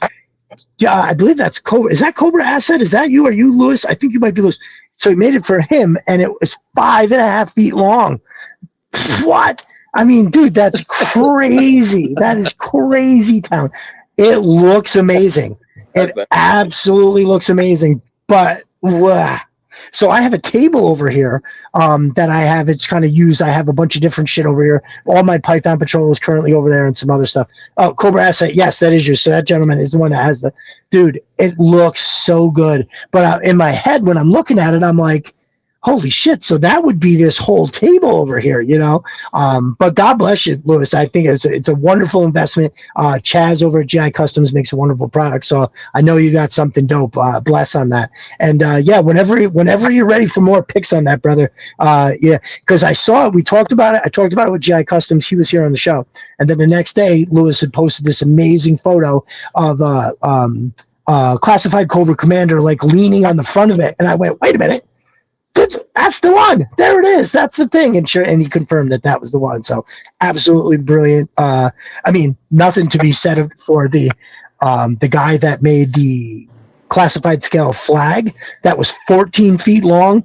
When he took the picture of it, he was standing in his living room, and it goes through the living room, through the foyer, and into the dining room. And somebody in the chat was like, the question is, does that guy have a wife? And I was like, yes, that's why he's selling it. Otherwise, he would be like, look at my awesome thing, And Actually, that wasn't a bad deal if I remember correctly. I think the dude was selling it for like $2,000. I think it was originally $5,000, and then he lowered it to 2 just to cover the cost of like all the pieces and shit. Right. And, yeah, you know, it looked cool. If you're on Instagram and you want to check out some amazing classified pieces like that, check out my brother Plastic Fantastic. In the A in plastic, I believe, is a 4. So Plastic Fantastic. He actually lives locally. He grew up across the river from me. We had no idea. I saw he made a post one day, and the song that he uses from a band that I grew up listening to. And I was like, hey man, that's a great band. You know, they're local to where I live. Where do you live that you heard of them? He was like, oh, I'm from blah blah blah. I was like, get the fuck out of here. So, anyways, he makes. I think he said he made every single vehicle and playset, with the exception of the flag, from 82 to 89, and he printed all of them. And I've seen most of them, and they're phenomenal. So I've seen a few terror drones, classified scale terror drones, that look fine, but he makes one where the detail is so like the dome that collapses with the AVAC that comes out of it. Of course, he's got that, or the fire bat, he's got that too. All the turrets around the side, underneath that, everything opens and closes. It looks amazing. Now that's something that's, you know, grandiose, but also, you know, it's the size of an ottoman.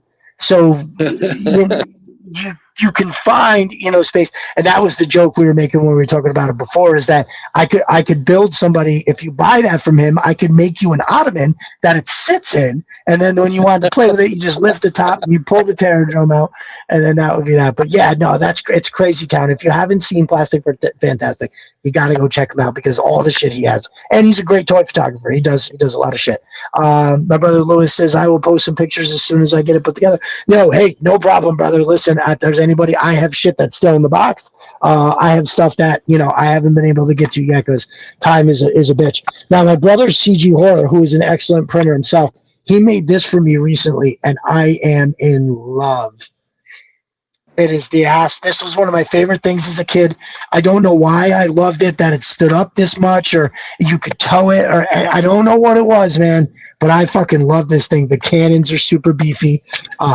It scales very well. The inside is detailed. CG has made me a few things. He made me a Night Raven drone, a Devilfish, the Armadillo, and the Mountain Cannon, all of which are top-notch things. Yeah. You know, I got the drone right here. It's buried behind a bunch of stuff. It'd take me a minute to get that out of there. But yeah, so back to the photography. I have to ask, do you ever use any kind of stands or anything to help hold the figures?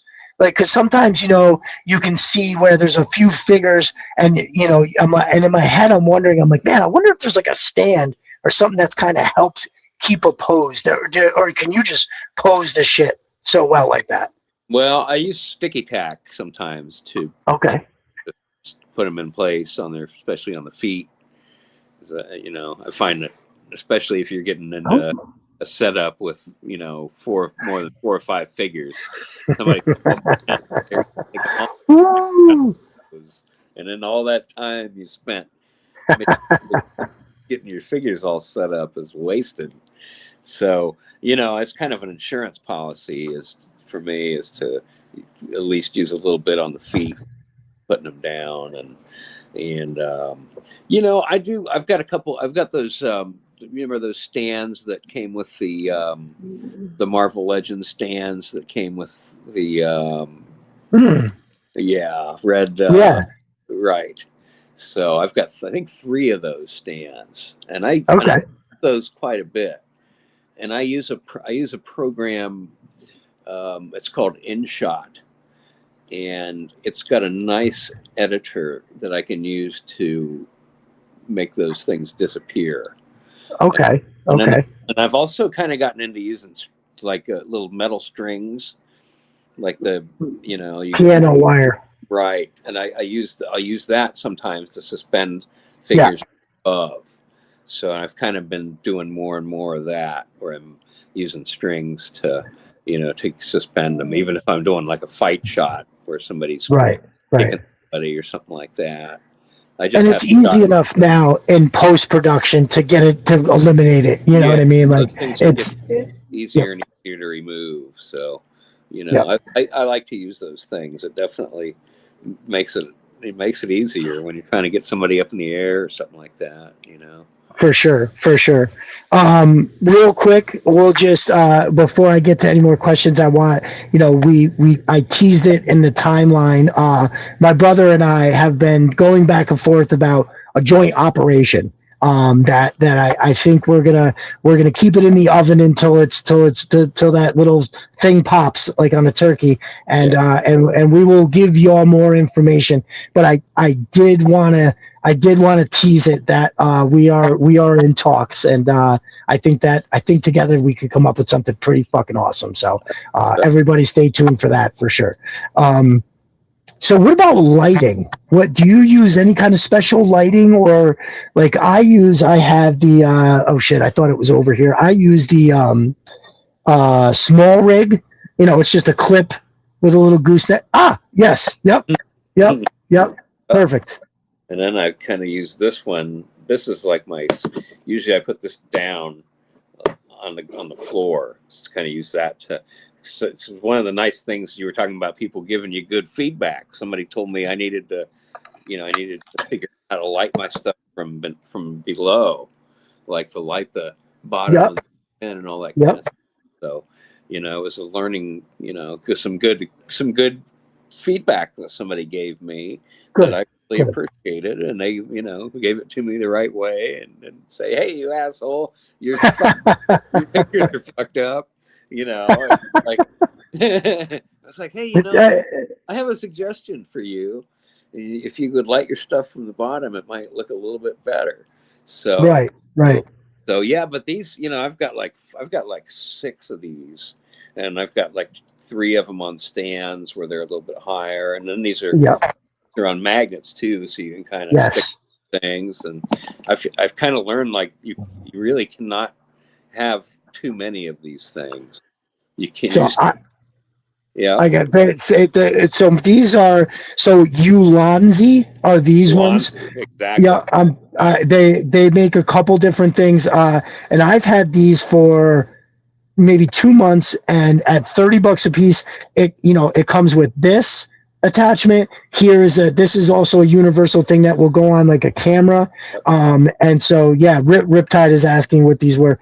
So that's that. I use these, and then I have the small rig, which I thought I brought that over here. The small rig is it's a gooseneck light. So it's got a clip, it's got the battery housing, and then it has a gooseneck that you can shape. It's got a diffuser on the end of it. It does 4 different colors, and it goes really low and really high. So you can really accent something with it. It was $50, and I have to say, it's a fucking steal. There's so many. It's my main thing. Like when I do the promo shots for the podcast, I wish I had more time to take better photos. But when I set it up and I put it over on the top, what it looks like is it gets right into the certain areas, right? Where like what I've been trying to do, how we were talking about not so worried about the background, right? Where what I'm doing is I'm putting something up in the background quickly, but I'm reducing what you see by highlighting just the thing in front, right? You can still see in the back that there's something going on, but it doesn't have to be so, I don't have to spend 2 hours setting something up, right? I shouldn't have to do that. I can just kind of get this going and make it look right. So the gooseneck thing is good in a way that, like, if you've got 2 figures standing next to each other, you can get that gooseneck point right above so it lights the 2 faces, and you can angle it so it kind of comes down, and so then it's looking so you don't get the down shot. You're not casting the shadow down. It's coming directly into it, but it's only like, with the diffuser, and you push it on the all the way low, it's like perfect. It just hits this little area. So I use that one, and then you will use these to kind of accent or highlight other things, because these also go super low, super high, and it's got 18 settings on it. Like one is cop car, so it flashes blue and red back and forth. One is lightning, it does random kind of shots and stuff like that. So it's really pretty dope for sure. Lighting is key. Like, I feel like lighting can make or break your shot, right? There's definitely other factors, but if your lighting is fucked up, you're not maximizing how good the picture can look, period, end of story. Like you were saying, that uplighting, you don't realize what that looks like until you actually get it in there, you know, and it almost, it gives, you can almost make an angle without an angle by lighting it upright, you know, from below, where you can look a little more like you're looking up, even though you're not with the camera all the way down, you know what I mean?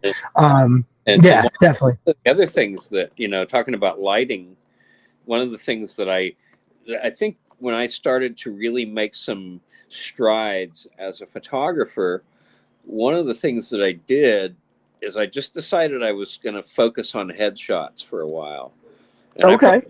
I probably did that for a better part of a year, you know, where it was just, I was just going to focus on shooting their heads.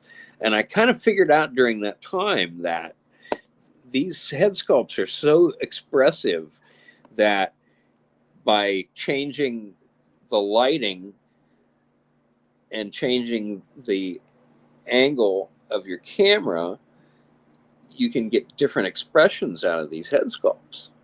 Right. Very different expressions out of these head sculpts by playing with the lighting and the camera angle.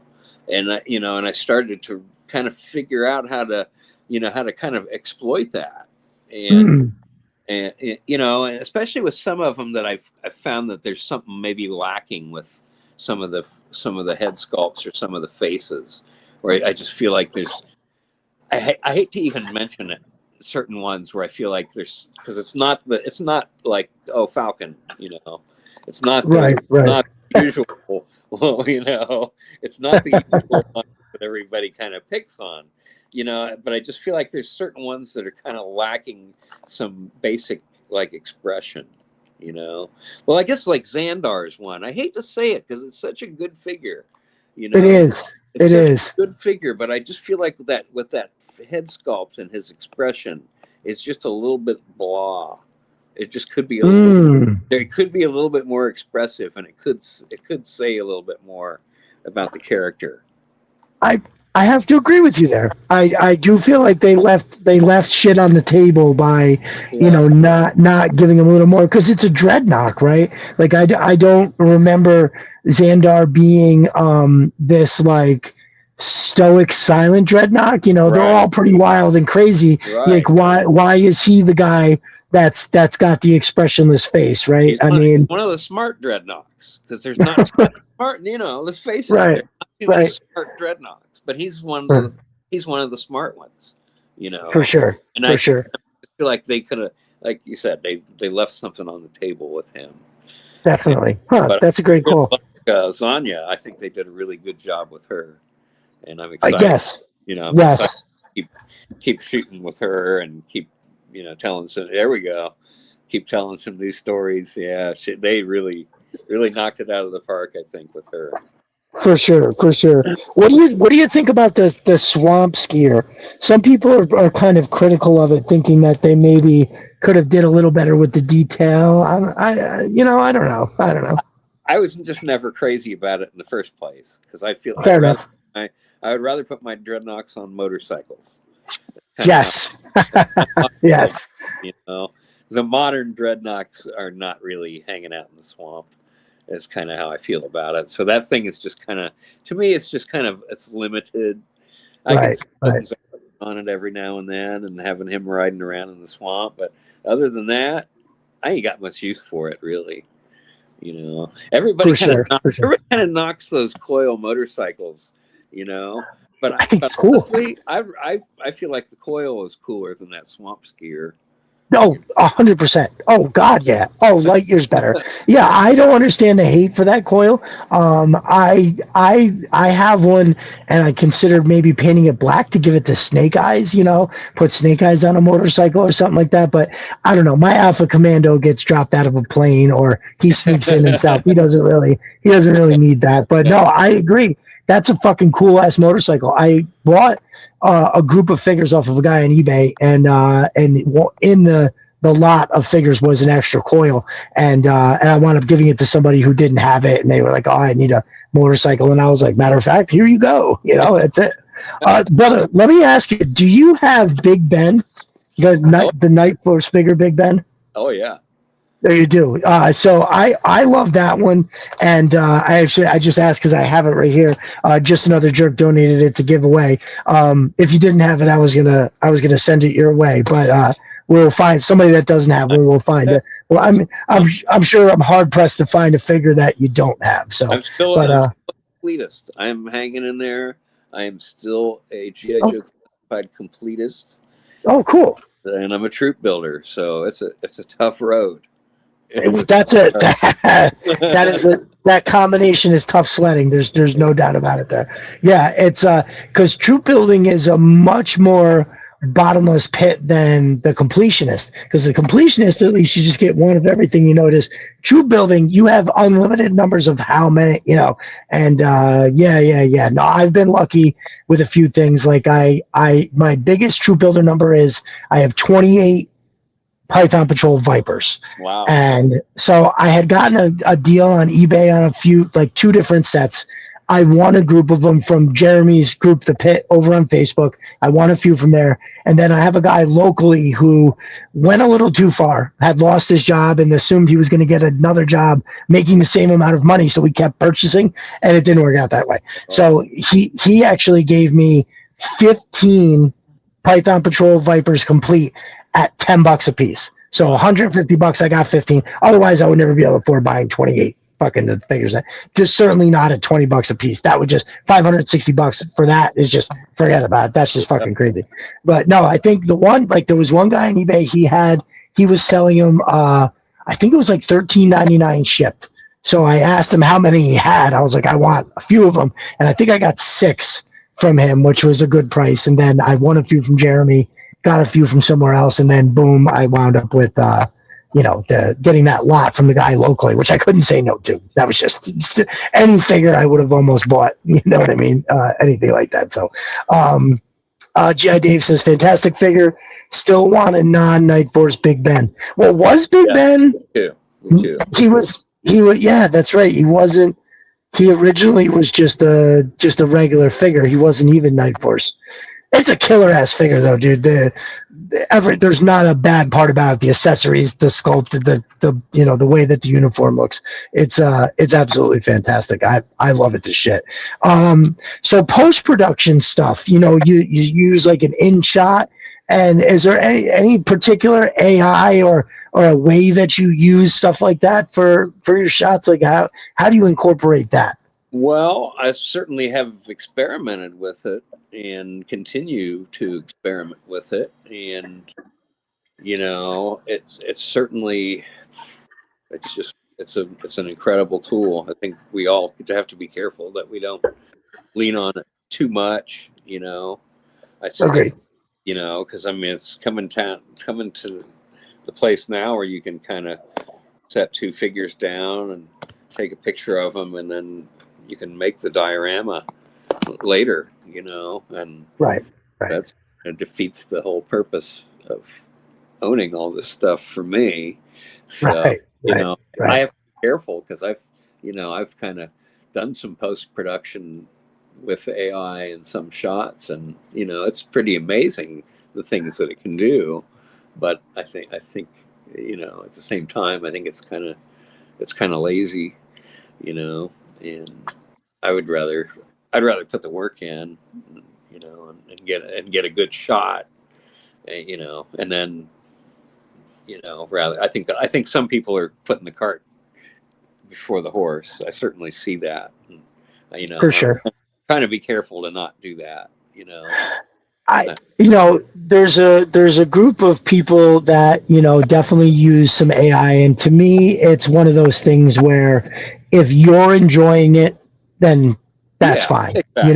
I know there's a lot of guys that for a multitude of different reasons can't let's put it this way, there's some people I know that, like how we were talking about how good it is for them in the mental health, that like they're enjoying what they're doing, and if you don't have the means in terms of to make the dials or to do the thing, have the fun that you can have, with it and enjoy it. I mean, me personally, I like doing the whole thing. That's the joy is in the journey on that, right? Where, making the stuff and everything. But no, yeah, it's one of those things where if you're enjoying it, then by all means, have fun with it. And like, what I look at it is like sometimes when I talk about having that issue of not being able to like just put two fucking figures down and take the picture, that's something that, I definitely feel like I looked at something one time and I was trying to find a way because it was over the top of what I had built. I was like trying to get the shot where I was shooting up and I'm like, oh man, I wonder if I should just put a blue sky back there. You know what I mean? Because like I built the diorama, I did the whole thing, but when I took the shot where I was looking up, you could see the corner of my basement. Right. So it was, yeah, for sure. Right. No, so I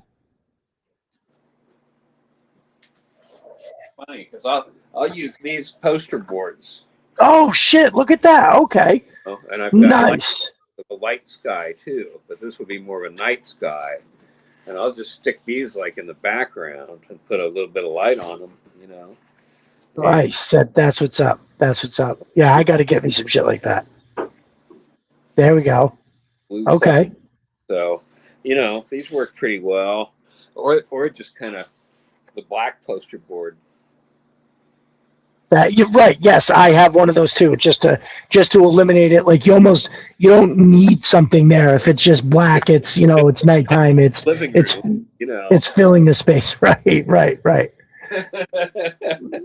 No, for sure. Just in Granny's China. Right. Oh, look. Oh, you didn't want to look at my kids' book collection while staring at the gym. Oh, yeah. No, to all my brethren who utilize the AI to do your photos in whatever way, by all means, don't stop, because if that's what you got, then that's what you got. If you're taking pictures and sharing and you're active part of the community because of it, by all means go ahead. But there are people that have personal preferences. Like I said, I enjoy the part of doing it all, right? I also have a 500 square foot shop that I could build fucking anything out there in, and then I also have this space here. Like for some guys it's as simple as the space where they've like, I got this corner of my office where I have all this stuff and I can't have the poster boards or any of that kind of stuff. So yeah, as long as anybody is you're if you're enjoying what you do, that's all that matters. But personally, I do like when I built that jungle dio. Now that is obviously something that I don't expect many people to be able to do, right? The space alone to set something up and to be truth be told, I no longer have the luxury of making things that are that big because I can't leave them up anymore. So if I do down here now, I have a little area where I could set something up and I could leave it there for a day or two, but my kids come down here and it's not that it's necessarily in their way. It's just, God forbid they bump into it, or they're down here, they're throwing a ball around. I'd hate to see something get broke, but yeah, that's the general gist there. And I use a Lightroom to doctor color, to enhance a little bit of the color. That's what I use when I did the Cobra Claw launching facility. I had the claws launching in varying states of height. And when I use, like we're talking about, the piano wire to hold everything up, I had to go back and post and then take that stuff down. So Spentor's Lair says, when the weather is bad or you just can't build one because PhD homework, hold on. AI lets you still make photos.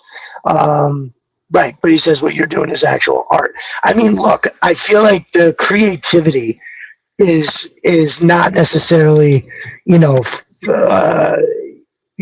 do what you can, and I think that's the gist of that. Like, if that's what you can do to get something done, then that's what matters. Because definitely I know guys that lean on it because it's what they have, and I think however that shakes out in the end is cool. But like say, like I like making the thing. So, and that's fun for me to build this shit. And definitely everybody doesn't have that luxury for sure.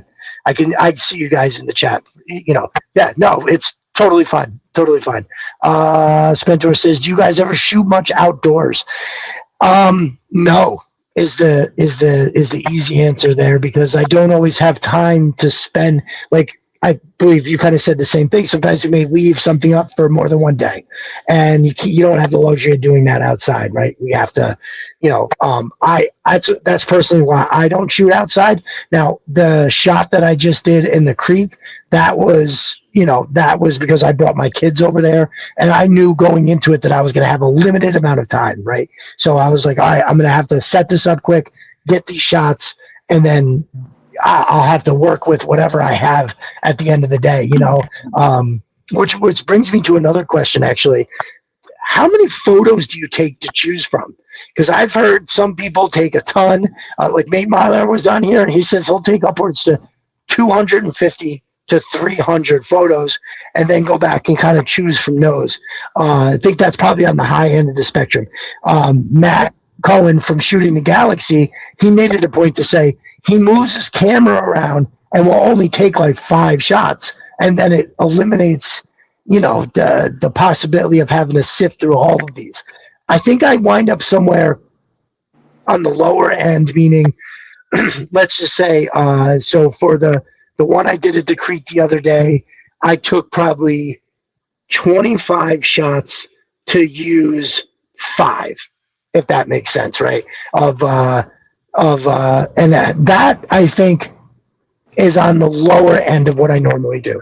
If I have something set up here, I will most likely do 50 or more to wind up using 5 or 6 of them in a video, right? How about you? Where do you land on that? Oh, definitely on the higher end. That's what's up. 100, maybe 150, 200. Nice. 200 Nice. is not unusual. And it's almost always like the very last one is usually the best one. Yeah. Well, most of those situations I can almost, I can with a lot of confidence, I can pretty much delete those first 199 and keep that keep 200, and I'm usually good. Keep that last one. That 200 shots probably going to give me what I wanted. The best. Nate Mylar said the same thing. He goes, the shots I use always come from between 250 and 300. You're working there. That's it. You're getting there, and finally you get there, and it might take. It gets there. 200 shots. Yeah. I mean, anything takes the time it takes, right? It's you can't pigeonhole yourself from a select, group, and that's why I thought it was crazy when Matt had said he'll only take like 5. I was like, what? How do you, you have to be confident that what you got there is because when. It's funny that you say that, because I've noticed, like, the really good music photographers, they'll tell me the same thing. Oh yeah, I stopped in and I saw you, and I took about 3 pictures of you. And like, oh wow, well they were all fucking primo, all 3 shots were just absolutely stunning, as opposed to the guy who comes in and takes 200 pictures of me, and he's on the floor hanging off the top of the stage, and he's on the stage, some of these photographers, they want to become part of the concert, Right. I'm not a catcher. Oh no, I actually, so I think I had mentioned really good ones, they just come in and go click click. Okay, I got it. Done. Yeah. I mean, I think that probably kind of maybe goes to some people, like, so say what I do contracting, where I can see what it's going to look like at the end. Right. And so that's why when I'm telling a customer, like, okay, here's what we got to do to get there, because I can see what it looks like at the end. And I think maybe that plays to, the guys that come in and they do take just the 3 pictures, is because they go into it knowing how they want it to look. Yeah. And all they do is they just move themselves till they get to that spot, and then they go, bang, there it is. yeah, I mean, I think everybody's got different ways, and however you wind up getting there is how you get there. But it's interesting you say that about wanting to more or less be part of the show, because I know a guy that's very much like that. He takes amazing photos, but it's almost like if I go to see a band, it's almost like I'm watching him too, Right. because the dude is on like stage more than the fucking musician. Right? exactly. It's definitely what it is. Yeah, no, I agree. Matt from Mosmine asked a good question. He says, which is worse, liking the first or the last one best? So I think I know what you mean by that, right? Because to me, it's like if you like the last one best, you're like, oh, I needed to do this to get here. Right. But if you do wind up spending an amount of time and circling all the way back to the beginning, you're like, oh, I had it. I just didn't know it until I stopped. Right. That's the truth. It's frustrating. Nice. Ellis says, I make all my diodes out of my display shelves. Right. So that's very cool. So I see a lot of people that do that too. So they'll have their display shelf set up, and then they actually shape the shelf itself to be the diode, right? Because then you can take the photos and do the whole thing. You don't necessarily have to worry about taking it down. You've just built that kind of a thing. Yeah, Ellis has quite a bit of that for sure, and it's all pretty good. I enjoy it. Orskizio says mine are usually towards the last, and Riptide O'Leary says I'll catch the rest tomorrow. Got to get up before, but have a good night, fellas. Rip, thank you so much for joining us. Yes, I'm at the tail end of the questions here, and I'm not sure how much room my voice has left. Yeah, I'm fading fast. So. Yeah, no, for sure. We are at the end, brother. So I mentioned earlier, Mo's Mind and Sys 3D Arsenal. I just wanted to remind everybody to visit sys3darsenal.com. Use Destro Designs to get 10% off.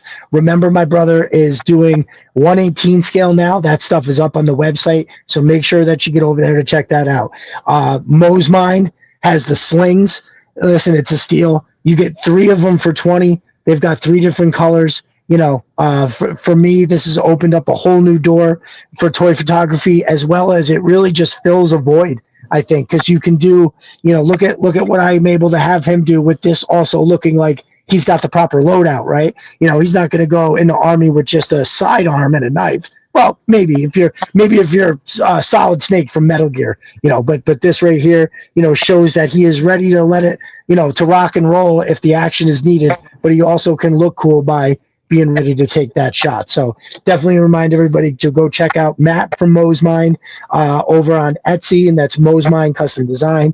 The Mags line, Mo's Armament Gear Systems. Destro Designs 10 over with Mo to get you 10% off on that as well. So yeah, brother, I think, we have definitely gone through the bulk of it, and I think we can just wrap up. So I wanted to extend to you an offer, if we can. It's going to be difficult to get us all in here, but to me, I wanted to try to get my favorite photographers all on one show. So if we can make it work, we've got Nate Mylar, Yojo Collectibles, Sneaky Figures, and you. If we could get you all on the same show, I'd fucking love that. I'd be honored. I would certainly make it a priority. Yeah, for sure. Awesome. Well, that's great. Well, we'll talk more in the future. I feel like somewhere in the next month, I will start reaching out to everybody with dates. And if we can make it happen, I think the Knights of the Round photo table, I think would be a really great show. Throw around ideas, and at that one out, my brother CG, who comes in, CG Horror, and a lot of times, so I can give him pictures and he can actually share them, and then we could throw up a few things and we can all chit chat about some really cool stuff on there. It looks like at the last minute, Commander Unicron has joined us. What's up, my brother? We are actually checking out, but I do appreciate you coming through for sure. Missed most, but hey, I'm writing a book. Okay, sounds good. Write that book, brother. What are you writing about? That's interesting. We'll talk offline. But again, thank you for stopping by. I appreciate it, Commander Unicron. So let's walk ourselves out the door here. Where can we find you? On Twitter, Instagram, and Twitter, Facebook? And Facebook. I also run the G.I. Joe Classified photography group on Facebook. So you can certainly find me there, and there's plenty of good photography there too. Oh, nice. I don't know if I'm a part of that. I'll have to get over there and sign up for that. You will have to Excellent. Absolutely. No shit. I will be on that later this evening. I just wrote it down. You circle that there. Nice. And it's on Twitter and Instagram. It's Carnage Photography, at Carnage Photography. Is that right? Complete Carnage toy photography. Complete Carnage. I'm sorry. Yes, I always mess up. I'm the worst. Excellent. Well, like I said, brother, I know that I speak for all of us when I say we are all huge fans, and we absolutely love the combination of the storytelling and the picture, how they dovetail together. It makes for just unbelievable enjoyment, right? And I very much look forward to flexing our ideas back and forth and working on a collab that I do believe everybody will enjoy greatly. So very, very cool. We will have to spend some time. I know summers are a little bit freer for you now that you've moved in. So that's excellent. Same with me. I have this remodel is going to be over within the next couple of weeks. And then I'll have a lot of time for all that kind of stuff. So we will squeeze ourselves into that space, brother, and come up with something awesome. Brother. Very good. Very good. All right. So thank you so much, everybody, for joining us on a school night. I greatly appreciate it. Everybody in the chat, you guys are half the show. There's so much that happens in there. So I love checking in, and also great questions from everybody tonight too. Greatly appreciate it. So I am Destro Designs, Viper Den Studios. You can find me on Twitter, Instagram, Facebook, TikTok. Live from Viper Den Studios on YouTube is usually 8 o'clock, but I will accommodate for guests, on Saturday. That's usually when I do it. You can also catch me every Monday on Destro is my spirit animal with my brother Mark. Also, remember, tomorrow we're on there with G.I. Dave. That's going to be a great show. Every Tuesday and Friday, I'm dropping articles on Serpentor's Lair, which I've found a love. The writing has come back. I thought I was going to be the next Hunter S. Thompson when I was young. Once I saw what I could do with my hands was making me X amount of dollars, the writing kind of fell to the wayside a little bit, but it never fully left me. When the kids came, I maybe had to put all that kind of stuff on the back burner, but now that they're getting a little bit older, I've got a little more time, and I feel like I'm flexing a part of my brain that I wasn't for a long time now writing person. But make sure you check out serpentorslayer.com. There's all kinds of cool shit going on over there, and Serpentor's Lair on X is where you can find him on Twitter. He's also on Instagram, Serpentor's Lair Fans. He does a lot of his photography is over there. So anybody wants to check that out, also make sure you're checking that out. But again, my brother, thank you so much for coming in. I really appreciate it. And we are out of here. Nice. All right, y'all. Have a good night. Thanks, guys.